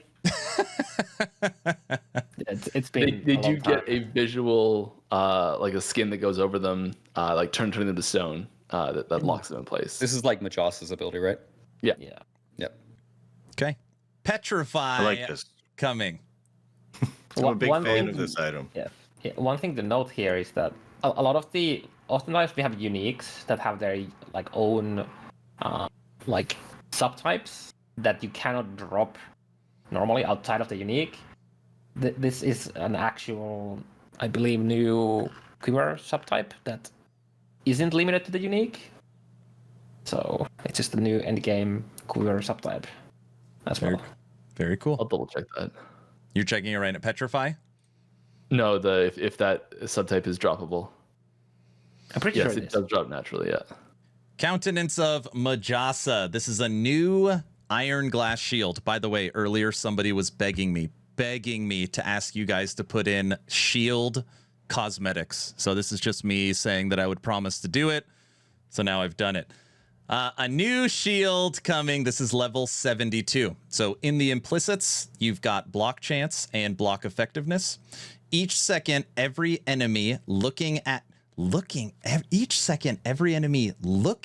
you has up to a 20% chance to be petrified for 2 seconds. So if I've got a minion army and the enemies are fighting my minions, they're not looking at me, right? Is that the idea behind this? Looking at me. I think it's just comparing the rotation. So I think if someone blocking line of sight, it still works. Yeah, Holly can probably confirm. I just assumed it was aggro, but Holly can confirm. Okay. It's where the enemy is looking at. When you block an enemy's hit, you, got it. When you block an enemy's hit, it has up to a 20% chance to be petrified for 2 seconds. 30% of block effectiveness applied to damage over time, as if it's been blocked. 600 block effectiveness. That is pretty. Some of these uniques are pretty cool. The chance to petrify, just to note at the top, that 20% it's an up to 20%. So like boss and rares, it's significantly less. Got it. But technically, you could petrify a boss. Yep. Yeah, this might be it might be getting a nerf in the future. I think the What? legendary No, potential level on this No. is pretty low, so that might get changed in some time in the future. But it's a very powerful unique. So We anyway. need this You to can sound petrify pretty bomb. Uber Aberoth. Not for season Yeah. 2. For season 2, it'll stay this way. Yes, Okay, it'll go untouched this season for sure. Yes. Now I mean, maybe everyone's even double it. literally everyone's screaming at Carve now in the chat. Don't nerf it yet. Okay, this is one. Go ahead. Oh, sorry. Yeah, No, you're one slight tangent on effects like Petrify and Freeze. One thing we're working on at the moment is an update to Freeze. So visually, that'll look better on enemies, and we're looking into having enemies shatter into chunks of ice on death and things like that. These sort of elements have a big combat feel improvement because you can tie in a bunch of audio cues to that sort of stuff as well, which is very satisfying. Nice. Just wanted to put that out here. It's one thing we're looking at the moment. So there's been a lot of changes to the feel of combat coming up. Yeah. We're constantly working on this. Nice. I think Judd mentioned this earlier on. We are working on some core animator updates for player characters. This will give us a lot more control over things like changing the running animation depending on your movement speed. We're looking at lean animations for when your character's turning. Oh, nice. We're looking at attack recovery and movement blending, so that the stutter step you see, but if you're moving forward and using swipe or rive, that'll look a bit smoother. And of course, we're just looking at updating general animations as well. Looking is conservative. We are actively doing this, and they are awesome. Even better. Nice. Just be careful. Just being careful. It's just for sure. But they're really good updates the team is making. Yeah, for the future. and just on the combat feel side of things, regarding sound effects as well, we're working on improving the overall sound mix there, so that you should be hearing things coming through better, with that particular focus on hit sounds there as well. Okay. That shield as well, just a note, it is the legendary potential level on it is lower than its level. So it is easier to get LP than most level 72 uniques. I was going to move off the shield. Chad is laughing, Okay. saying the look on Carv's face. Carv knows it's broken, and he's already pre-nerfing it. It's super funny. He knows it. He doesn't We should want just to dual wield shields. You can do that. Well, kind of. You kind of do that. All right, everybody. This is one I have been biting my tongue about for, I don't know, since I found out of its existence. This is Mantle of the Pale Ox. This is a brand new body armor unique, and on here it's unbelievable. 24% of damage redirected to your highest health minion, up to 24%. 32% increased health for you and your minions, up to 10% movement speed, 16 to strength, and up to 2 strength, or up to 2 minion skills strength minions. And for anyone wondering, no, this does not work with Falcon because Falcon doesn't take damage. Yeah, this doesn't work with Falcon. Nice try, but maybe my summon bear build, Carve, would this work with my summon bear? Yeah, that I would think that's work. a strength minion, isn't it? It is. Yeah. You know what sucks though? I plan on using this, but the bear set also has a chest, which I feel like you guys probably thought of that, knowing that using this with the set.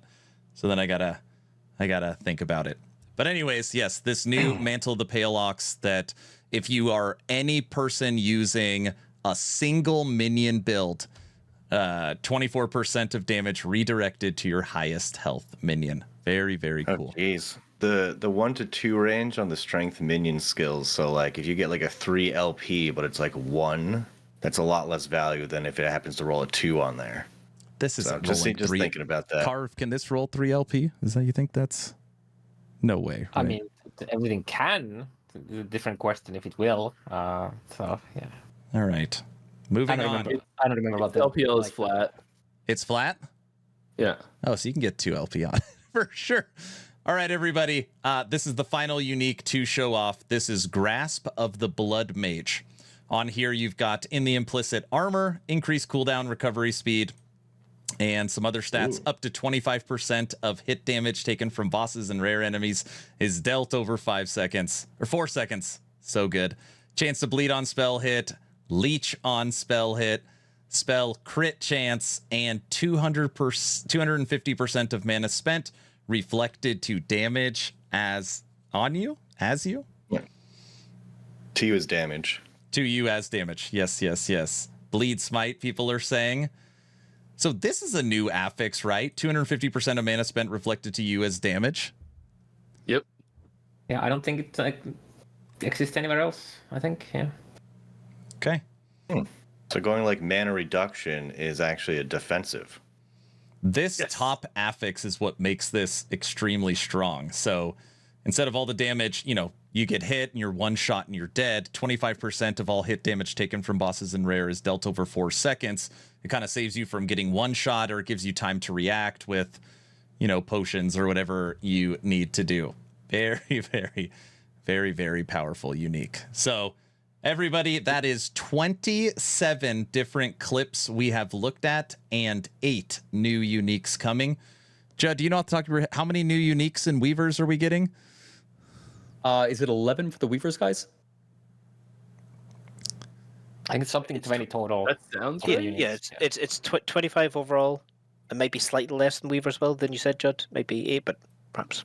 Okay, yeah. Just a quick note on the damage from the reflected damage from mana that cannot be reduced from damage mitigation stuff. Okay.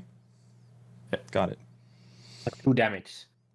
Big damage. All right. The final scene. God, please work. Let's put EHG on the hot seat. All right. Hello. No echo. Everyone can hear me. Testing. All right. Big chair. It doesn't even matter. I won't believe it, whatever you guys say anyways. All right. Here we go. We have now put EHG between 2 portals. This is the final scene for Town Portal Podcast, episode 10. Frosty, hit him. Okay. Can we go back to the shield real quick? No. So, I mean, God, I just want to know this. If you have, I know you're getting rid of the volatile zombies on potions and belts. Now they're bees. What happens to the old ones in your bags? Are they changed, or do they have now they're super powerful because they still have volatile zombies? The bees. They're bees now? The bees. They are They're changed, bees. yes. Okay. Okay. Everything updates retroactively like that. Okay. What are the chances you guys will drop the update today or tomorrow? Oh, Not very likely. 0. All right. damn! I almost had a chance of playing. Okay. Yeah. Oh, geez. I got some lore tidbits here. When a zombie gets old enough, it turns into a bee. So Oh, there we Oh go. my gosh. Canon. What is everyone's spec that they're going to be starting this season with? You can, Heartseeker 100%. Yes. This is, this is a reference to the old Diablo 2 guided arrow. I think a lot of ARPG players understand that. We were super excited to get the chance to take that as a base and bring it into a new era. Heartseeker is going to be super cool. So Heartseeker for me. Okay. Wait, Judd, are you going to do Fire Heartseeker, Cold Heartseeker, Triggering Puncture Heartseeker, Throwing Heartseeker? Yeah, I'm still debating here. I really want to try just going full physical. I'm debating whether I should do. So you've got the multi-shot node that makes it to where you can upfront damage is increased by 75%. I'm not going to take that. I'm going to take Heartseeker, and then I'm just going to be able to spam multi-shot from the back line. So I think I'm going to try to go full physical and crit to begin with, but we'll see. Okay. I think I'm gonna change your mind right now. There's a on the fire conversion, there's a buff that grants you fire spell damage, and there's a belt that may or may not drop a meteor on enemies. Crit. I'm going fire. And you can turn Heartseeker to provide you mana on hit. So okay. And there's no nerfing once this goes in, right? Correct. Unless Good. it's a bug. Good. No, it's fine. Not a Heartseeker. Heartseeker would be bugged. Let it be. That's actually a good idea, Carve, because then with you could actually scale it as spell. yeah, and then you use a dragon song to get the dragon song procs. Yep, You get the meteor exactly. procs, and then you use it to generate your mana. Yeah. So then all you need is just a high crit chance to drop your meteors. That's a good idea. Yeah. With enough recurve chance, like you don't even need that high of a crit chance to just pretty frequently get crits. Yeah. And what else are you guys playing? I think Ross, Mike, what are your starters? Yeah, well, I've changed it a couple of times. If the change for the Witchfire unique does, it does have that area, I'm probably playing Warlock there. I just need to check that change got in because it was a last minute addition. Hopefully it's not in hotfix. And if that's in, that's what I'm playing. I'm sure it's on the last page of patch notes. Oh, nice. We should read those out. Yes. I'm probably going physical bleed Heartseeker. That's my plan. I'm gonna do the build that I wanted to play, but I just couldn't bear with the volatile reversal stuff. So I'm probably gonna start with the mono-stacking Judgment Paladin with an aura, and then just Just run say around. you're starting Righteous Fire. Just say you're gonna try and do it. We know. I can't. No. You'll judge me, so I can't say that. All right, you're right. I guess that's fair. That's fair. I mean, it's a judgment, so it makes sense. Was that everyone? That was everyone, right? Yeah. Okay, What are you starting with? guys. You made the decision to allow us to respec our mastery, which is something that EHG in the past wasn't sure they wanted to do. What about maybe letting our pets be able to pick up gold? Not anything else. We got to pick up the shards, and we got to pick up the keys, and we got to look at the loot, and we got to click on the woven echoes. But maybe, that capybara's got a gold pack on its back, and the loot lizard pet has a gold pack on its back. What about maybe pets pick up gold? If we ever were to do that, and I don't think we currently have plans to do that, we would have some way of providing everyone a pet that would do that for free. Okay. Correct. So I don't think we are planning to do that. Okay. Okay. Out of all of you, who's most likely to be taking down Uber Aberoth this season? Oh, that's a good one. Oh, Mike is saying, it's Carl. probably not a good one. It's not going to be you, Mike? No? Down to carve that way. Carve. Okay. All right. Carve. I mean, that's unfair. I'm already done it, but Oh, that isn't fair. Oh. All right, who's the next? Who's next on the line? I'll race you guys. There you go. You'll see me die on Okay. the ladder for sure. Oh, On my for way sure. there. Yeah. Something For that gets sure. brought up pretty frequently is the thoughts around hideouts and being able to provide EHG with an endless flow of money by allowing us to kind of have that end of the world completion area be almost like a mini hideout where we can decorate it and make it look cool. Any thoughts on hideouts? You know, we have had conversations about this. It is something that we are warm to. There's a lot of technology that would go into creating a hideout hub type system. It would be unlike other hideout hub systems that you guys have seen if we do it. But yeah, there's discussions. There's talks internally about potential there. Okay, very cool. Are you currently working on any spell cosmetics that aren't going to make it into the new season, but they're definitely being worked on right now? And what are they? There are definitely some that are being worked on right now. Yeah. Yes. I'm unsure we could talk about specifics. Okay. I mean, it's just us. It's no one else's. He's here. Correct. Right. Very private. Yeah, we'll pass on that one for now. Okay. Okay, no worries. I would love when Mike is streaming on Friday to be able to go hostile and we could duel and have some fun in PvP. Any thoughts, non-serious PvP, not like we're stealing each other's loot. Any idea for like dueling or anything like that in the future for PvP? You know, it's something that we've always wanted. It's one of those things that we really just need to have it be like a few day project where we get a couple developers to go and prototype that, because I don't think it would actually be very hard to implement a dueling system. Now, the concern with any type of PvP in a game like this is as soon as you say PvP, people have expectations, some higher than others. Yep. And as soon as you add expectations in PvP into an action RPG centered around character power and loot, balance is very, very hard.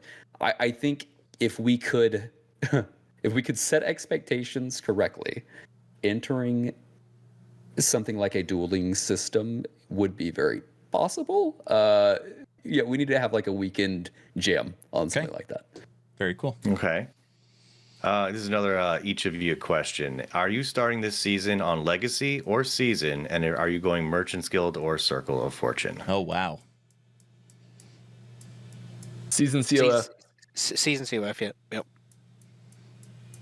Season Solo Merchant Guild. hardcore.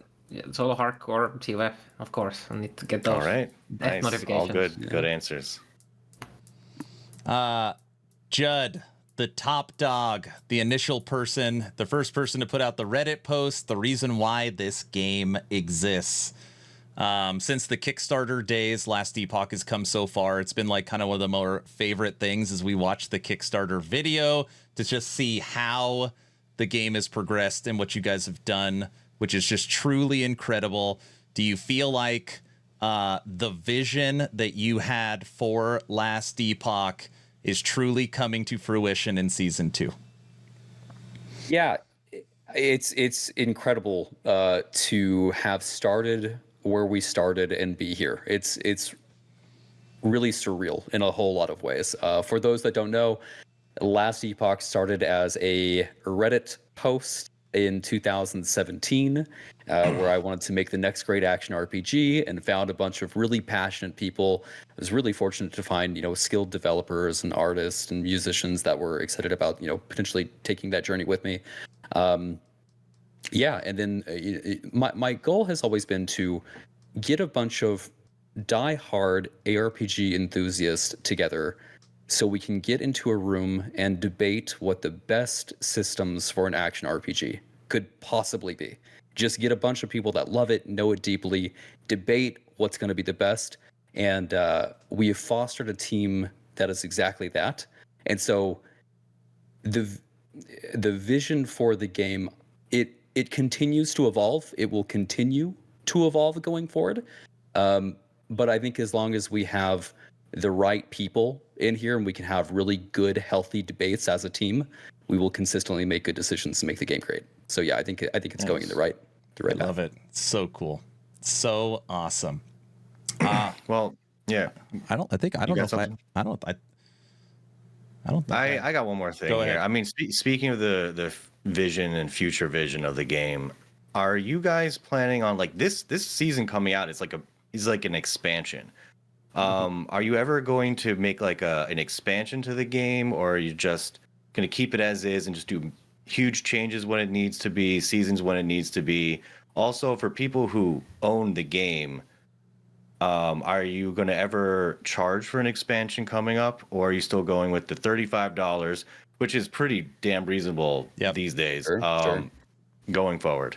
Yeah, our goal is to make seasons at a faster pace and be able to monetize those in a way that keeps the studio financially healthy and growing.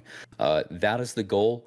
We're really hoping to see that season 2 and the awesome things that we've added to this and the vast improvements we've made with the cosmetic system, cosmetics in general, the shop. We're hoping to see that is financially going to keep the studio in a really healthy spot. So that's the plan. Nice. Cool. Very nice. Frosty? That's it. I mean, we went over a lot today, and I'm definitely excited to play. I personally am going to be getting that lightning cosmetic pack. Right. I just made a shaman totem dude recently, and I think it's going to look perfectly with it. Going Heartseeker when the game comes out, and I mean that's just my final words. I'm excited. Okay, everybody. Sorry. Go ahead. One thing we can do to wrap up here, because we did have the team say that the stretch build is QA'd and will get across the line. They have linked a really cool video of the new Monolith hub and some cool tech that we have there. I don't know, Aaron, would you be able to access that inside of our Discord channel? We have that, and then we have the additional patch notes as well. Yeah, you think I can't get that all while we're sharing 6 screens and 6 audio sources? That's easy. Yeah, no big deal. No big deal. Not a problem at all. All right, everybody, be right back. That, we were an echo really I'm excited hearing? about this. Don't say stuff like that. Yeah. Oh, Aaron's gone? No, not funny. All right, guys, they're going to be able to hear you but not see you for a second. 1 second. Yeah, sounds good. Sounds good. So we should make funny faces? Is that what you're saying? This is the time to do it. This video doesn't include the transitions and things like that, based on the one that Aldous posted. No, it's just a little. Doesn't. Oh, I thought this was It's going to just a show little all the clip. cool transitions. It is a sweet. Okay. clip. I mean, it still looks really nice. This is one look at the Monolith hub, but there's some really cool stuff as you go and you traverse through this area. That'll make it feel like you're hopping between timelines. But this is still good. It's a good visual. It's a good reference to the visual quality upgrades. Oh yeah, the lighting on this looks awesome. Yeah, Can't wait for other people to see it on stream. Can't wait for them to take a look at It's that. gonna be so Aaron. great. Oh, Start well. reading out the new patch notes that are going on there. All right, Mike, hit us. Summon Wolf, Summon Bear, Fury Leap, and Summon Thorn Totem have new skill icons. For Anomaly, fix the display issue with Mark of Rot incorrectly said it caused enemies to take 100% increased void damage. It now correctly says 50%.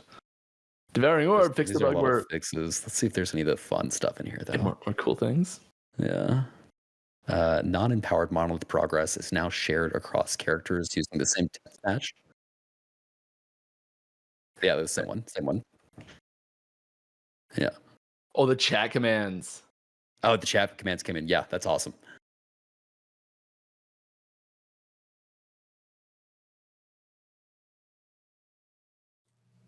Yeah, the new chat commands are sweet. Yeah, that's the one that we should show if we put. Look at this something up on the professional screen. streamer right here, you know? Jeez. All right. Here we go, everybody. This is Void Island? Is that what we're looking at right here? Void Island? This is in the Monolith Hub. This is one of the timelines when you're actually over in this area. But we have some new tech that our team put together that when you transition from timeline to timeline, like in the Monolith itself, it'll have this. It's just we're just gonna let people go and experience it. It's very cool, and we're going to be updating the Echo of a World to have some of this tech as well. This looks clean. This looks really, really good. Yeah. Lots of good progress on visuals. We've got some new tech art talent on the team. We're just elevating the visuals and the sound and the animations across the game in really, really major ways. And this is a good example of that. Oh, very cool.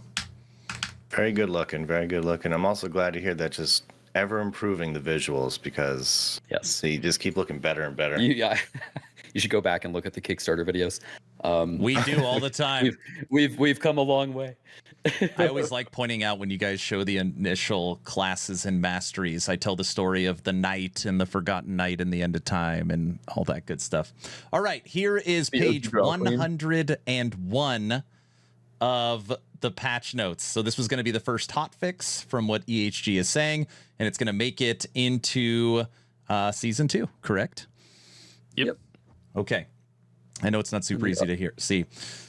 General skills: Summon Wolf, Summon Bear, Fury Leap, and Summon Thorn Totems will have new skill icons. Okay. Anomaly: fix the display issue where Mark of Rot incorrectly said it caused enemies to take 100% increased void damage. Now it says 50%. Devouring Orb: fix the bug where Orb Masters more void eruption damage would not apply unless you had source of increased area of Devouring Orb. Void Knight passive tree: singular purpose threshold bonus has been clarified to state that it grants the separate effects of less damage taken from slowed enemies and less damage taken from time rotting enemies, and that these effects are multiplicative with each other and other modifiers. Aaron, let's do this because a lot of these are fixes. This was the first hot fix. Go to the last image with the new chat commands. I think that's probably the coolest thing coming with this stretch build that is not mentioned in the patch notes. Added new chat commands. Mike, you want to take this one?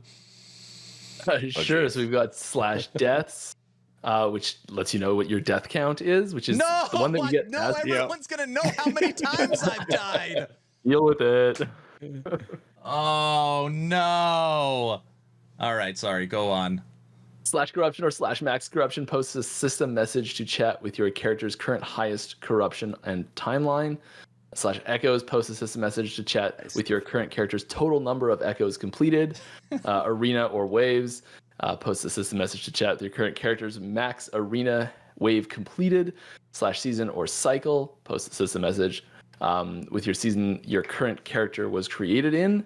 And /mastery posts a message that your first mastery that your character chose. So you can a little bit of history in your character, ways to post some progress stuff nicely. And we also have a full length video with audio for the that little clip you showed. There's a full clip there. I really want to show it because it's been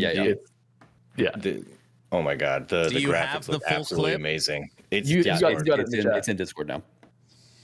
This is with the new graphics. It looks beautiful. Be right back with the new You got this, Aaron. Turn studio mode on. You can leave us up while you make the change. Yeah. I mean, I hope I'm not breaking NDA here, but I'm looking at it in advance and it is amazing looking. This is the in-game footage. Yeah. Oh my god. Yeah, the really cool thing about this is that it's tech that we can every time we introduce one of these new systems in a very small area like this, it's always also a new tool that we're going to then look at where else can we use this type of tech in the game to really make the rest of the game pop as well. Oh, yeah, I know. Just the grassing, the effects. I know, chat. I know you want to check it out, but sorry. Wow. The weather and the lighting changes. Is there audio on this? Yep. All right, we'll push up the audio. All right, everybody, this is a 4-minute clip. Yep. It's a walk through the Monolith area.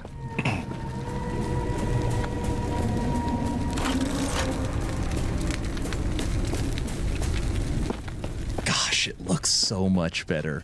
Gosh, it looks so much better how it transitions. Yeah. You get the theming and the feel of the zone that timeline is.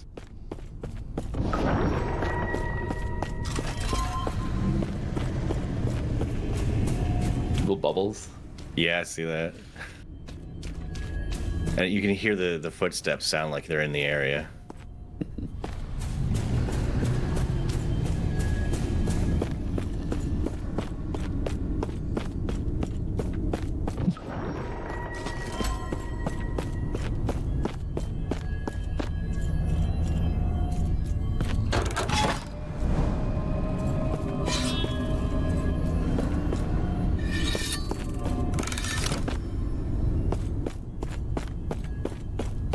People really like this. They really like Yeah, it. They really like it. that red sign, the red black hole in the background.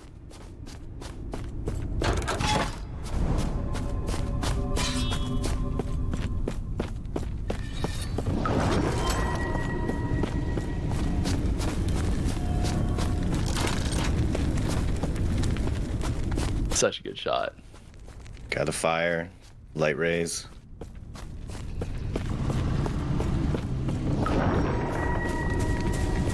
You guys, Yep, I'm this not is, just glazing. This is like incredible looking. Like it looks so good.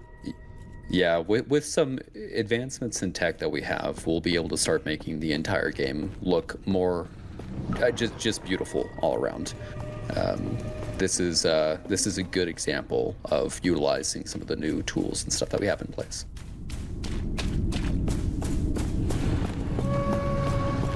Does it go all the way up to the top three? Did I miss those? This one's one of my favorites. I don't know why I didn't say this earlier. The the boards and everything and yeah. It gives you a feel of the theming that's coming from that I zone. like this foliage. Yeah.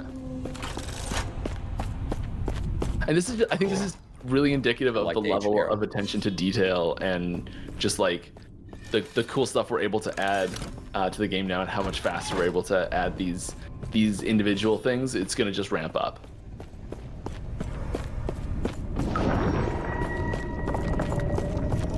I'm glad we came down here. I think the effect on that's updated too. The centerpiece there. That transition never looks bad. I always get like a Death Mountain vibe from this. A burning black hole. This is just yeah. And the waypoint model too. I love the new waypoint model. Like it feels like it fits in the world, and it just feels more like appropriate for the world. And yeah. A question that keeps coming up: DLSS or FSR? When? Is that When it's ready. When it's ready. In development.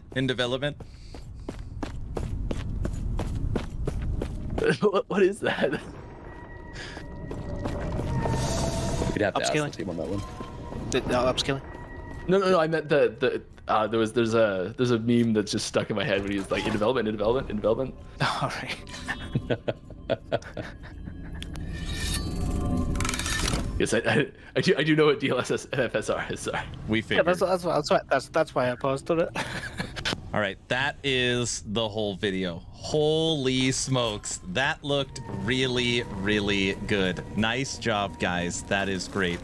Obviously, we started a little late. Normally, we end the podcast with just taking a few questions from the community. Is that all right, guys? Maybe 5-10 more minutes maximum? Oh yeah. That feels good? Okay. I kind of almost just want to leave this playing, Frosty, and maybe we just mute it and stay on this Keep scene. it playing, mute it, and ask questions. Let's stay on the Okay, screen. just want to be as clear as humanly possible. I know a bunch of questions are about to be flooding in. Me and Frosty are going to do our absolute best to manage them. Frosty, I'm going to take YouTube. You take Twitch, okay? All right. and we'll try and we'll just do some rapid fire questions. All right. Hash notes when first one I saw. Yeah, Right. Patch notes when. like 6 hours ago.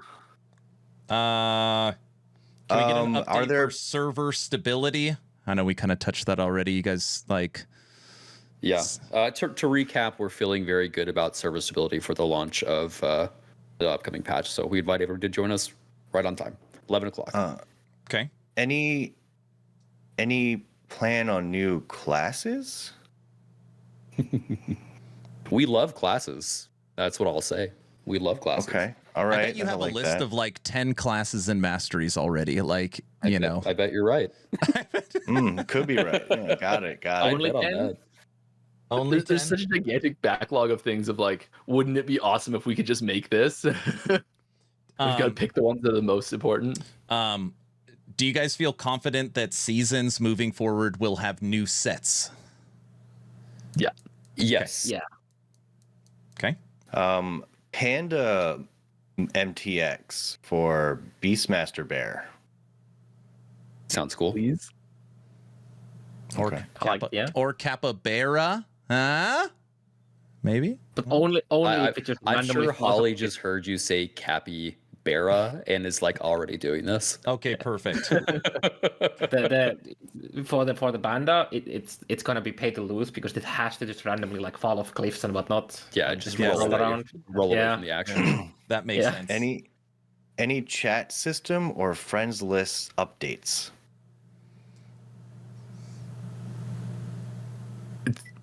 I mean, chat system. Yeah, We- the announcements. The announcements coming with the chat system, there used to be like this terrible bug that was lasted way too long where there would be like large gaps whenever chat was very active.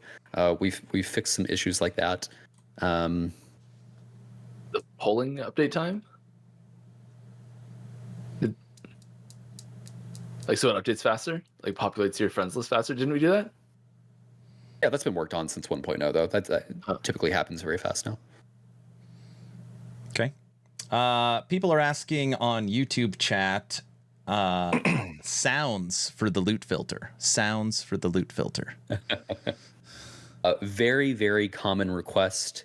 We hear you. There is a lot more that we are going to do for the loot filter, and we hear you on that one, yes. Okay. There was a major class rework this season. Is there going to be another class rework for next season? Yes, kind of. And that's all we'll say for now. Yes. Yeah, and there we'll talk about is a we could, I mean, you could calculate how many threshold nodes each mastery has. That's true. For the people out there that love lore, love the world of Atera, next act of the campaign. It's shaping up very well. It's really cool. Okay. It's in active development. In active development, Act 10 of the campaign. Is there anywhere people can follow Carve, and do you do as many leaks on your socials as you do on the podcasts? I've done some in the past on the our community join Discord. join our Discord, join our forums, and we are very active there. And typically we don't mind sharing things that aren't like needing to be held back for like a big marketing beat or something like that. We're, as a studio, we're pretty leaky. We're just excited about stuff. So yeah, I mean, join us on our socials and stuff like that, and we give a lot of information. I know Usually Mike. trick us into saying Oh, sorry. something. Go ahead. You can usually trick us into saying something. Right. Yeah. Also, yeah, it's not- also it's I not don't very hard. leak. I tease. Okay, there's a difference. Teases. Mike, I know you've answered this question a ton on Friday stream, but I am seeing it spammed quite a bit. Guilds, clans, even if it's just a way to chat with friends. Any thoughts on guilds and clans? We've always wanted guilds because of the chat and like the chat capabilities that it brings, but it's like we feel like if we were to say, hey, we've brought guilds, and like The guilds mean that you can chat with your friends in a different colored text. That's not quite hitting the mark that feels like we can even call it that. So it's one of those things. If you guys have ideas for what guilds could be, that would be really awesome and additive for Last Epoch specifically. We would love to hear that. It's something that, as a team, we've been interested in since forever. Okay. Let's see. What do you guys know the rough estimate of the size of the patch for the season? Oh, that's a good That'd be question. good. Oh, like data, Like gigabytes. Yeah. 50 gigs, 100 gigs. What makes that download? Yeah, we typically go and we have smaller updates. We have a nightly build that happens, and we'll update that build iteratively. And so I don't know what the full build actually is at all. 1 million gigabytes. Yeah. Yeah, we just see like, oh, this update was like half a gig or 2 gigs, and you Right. can't just add those all together because it can be the same thing that changes from day to day. And so we don't have a situation where we've taken like a jump from the base all the way to the like 1.17 all the way to 1.2. We're starting the download the moment the patch goes live, or is there any pre-download? Don't think there's any pre-download. We know people want it. Yeah. We'll see what we can do eventually. Okay. Isn't it like a technical thing where people would be able to start playing it immediately in offline, right? So that's what I've heard is that if you guys allow pre-download, then offline players could play immediately, or I don't know if that's true. It's just- Yeah. Right. There's some Steam encryption stuff that we might be able to use, but I don't know if there's like problems with that or something. Yeah, the team is saying like the true offline mode does make that pretty problematic. If there is a way to get around that, I haven't personally discussed that very heavily with the team, but it's not as easy if it was just a fully online game. Judd, if it was a perfect world and you could snap your fingers, how long would it be in between seasons? Oh, daily. No. Every day is season day. No, I mean, I think around that 3.5 month is about ideal. That's what we would aim to be doing. Hard to do. It's hard to produce content that quickly. But the team is growing. We're getting way better at doing parallel content development, and it's we're certainly closer than ever to being able to release seasonal content faster. Awesome. Even though your pretty much character gets completely covered, is there any updates to the character model plan for the future? Yes. There's some things like some of our character models, like the skin textures and stuff, don't look as nice as we'd like them to, and even some like proportional changes that we believe that we could make that would make them look nicer. What is the status on those, Ross? Do you have any idea if there's like an actual status update on that? Yeah, nothing to announce just now. Okay. Totally fine. Transmog when? Transmog. I know these are like rapid. There's just a million. I'm just picking some out of here. Nothing to announce on that yet. No worries. Okay. Oh, geez. What? We've losty. It's a Frosty. He's losty. Frosty's gone. Yeah. Frosty said that if his baby's Full circle. he said if his baby's coming that he'll have a backup plan. No, I'm here. I'm here. Wife went into labor. I said, dude, like obviously take care of your wife, but if your wife goes into labor during stream, it's going to be excellent content. That's what I told. Oh my god. Could you? I can't believe this didn't get brought up. Secret lizard level. Somebody's gotta spill or say something like. What? Yeah, what are you talking about? If you're finding lizard tails, I would certainly buy a stash and store those lizard tails, at least. Honestly, that is unacceptable. I will absolutely accept that reason. I would. why keep wouldn't those you lizard keep tails? Yeah. The good memories that you helped poor lizards were super overburdened, right? Dude, everybody in chat, you know what that means. If you find lizard tails, keep them. Keep them. There is no lizard level, just to be clear. Don't go looking for a lizard level, but you should not You should not get rid of them. You should not get rid of them. You can have up to 200 stash tabs. If you were to get every stash tab, I think it would cost about 190 million gold.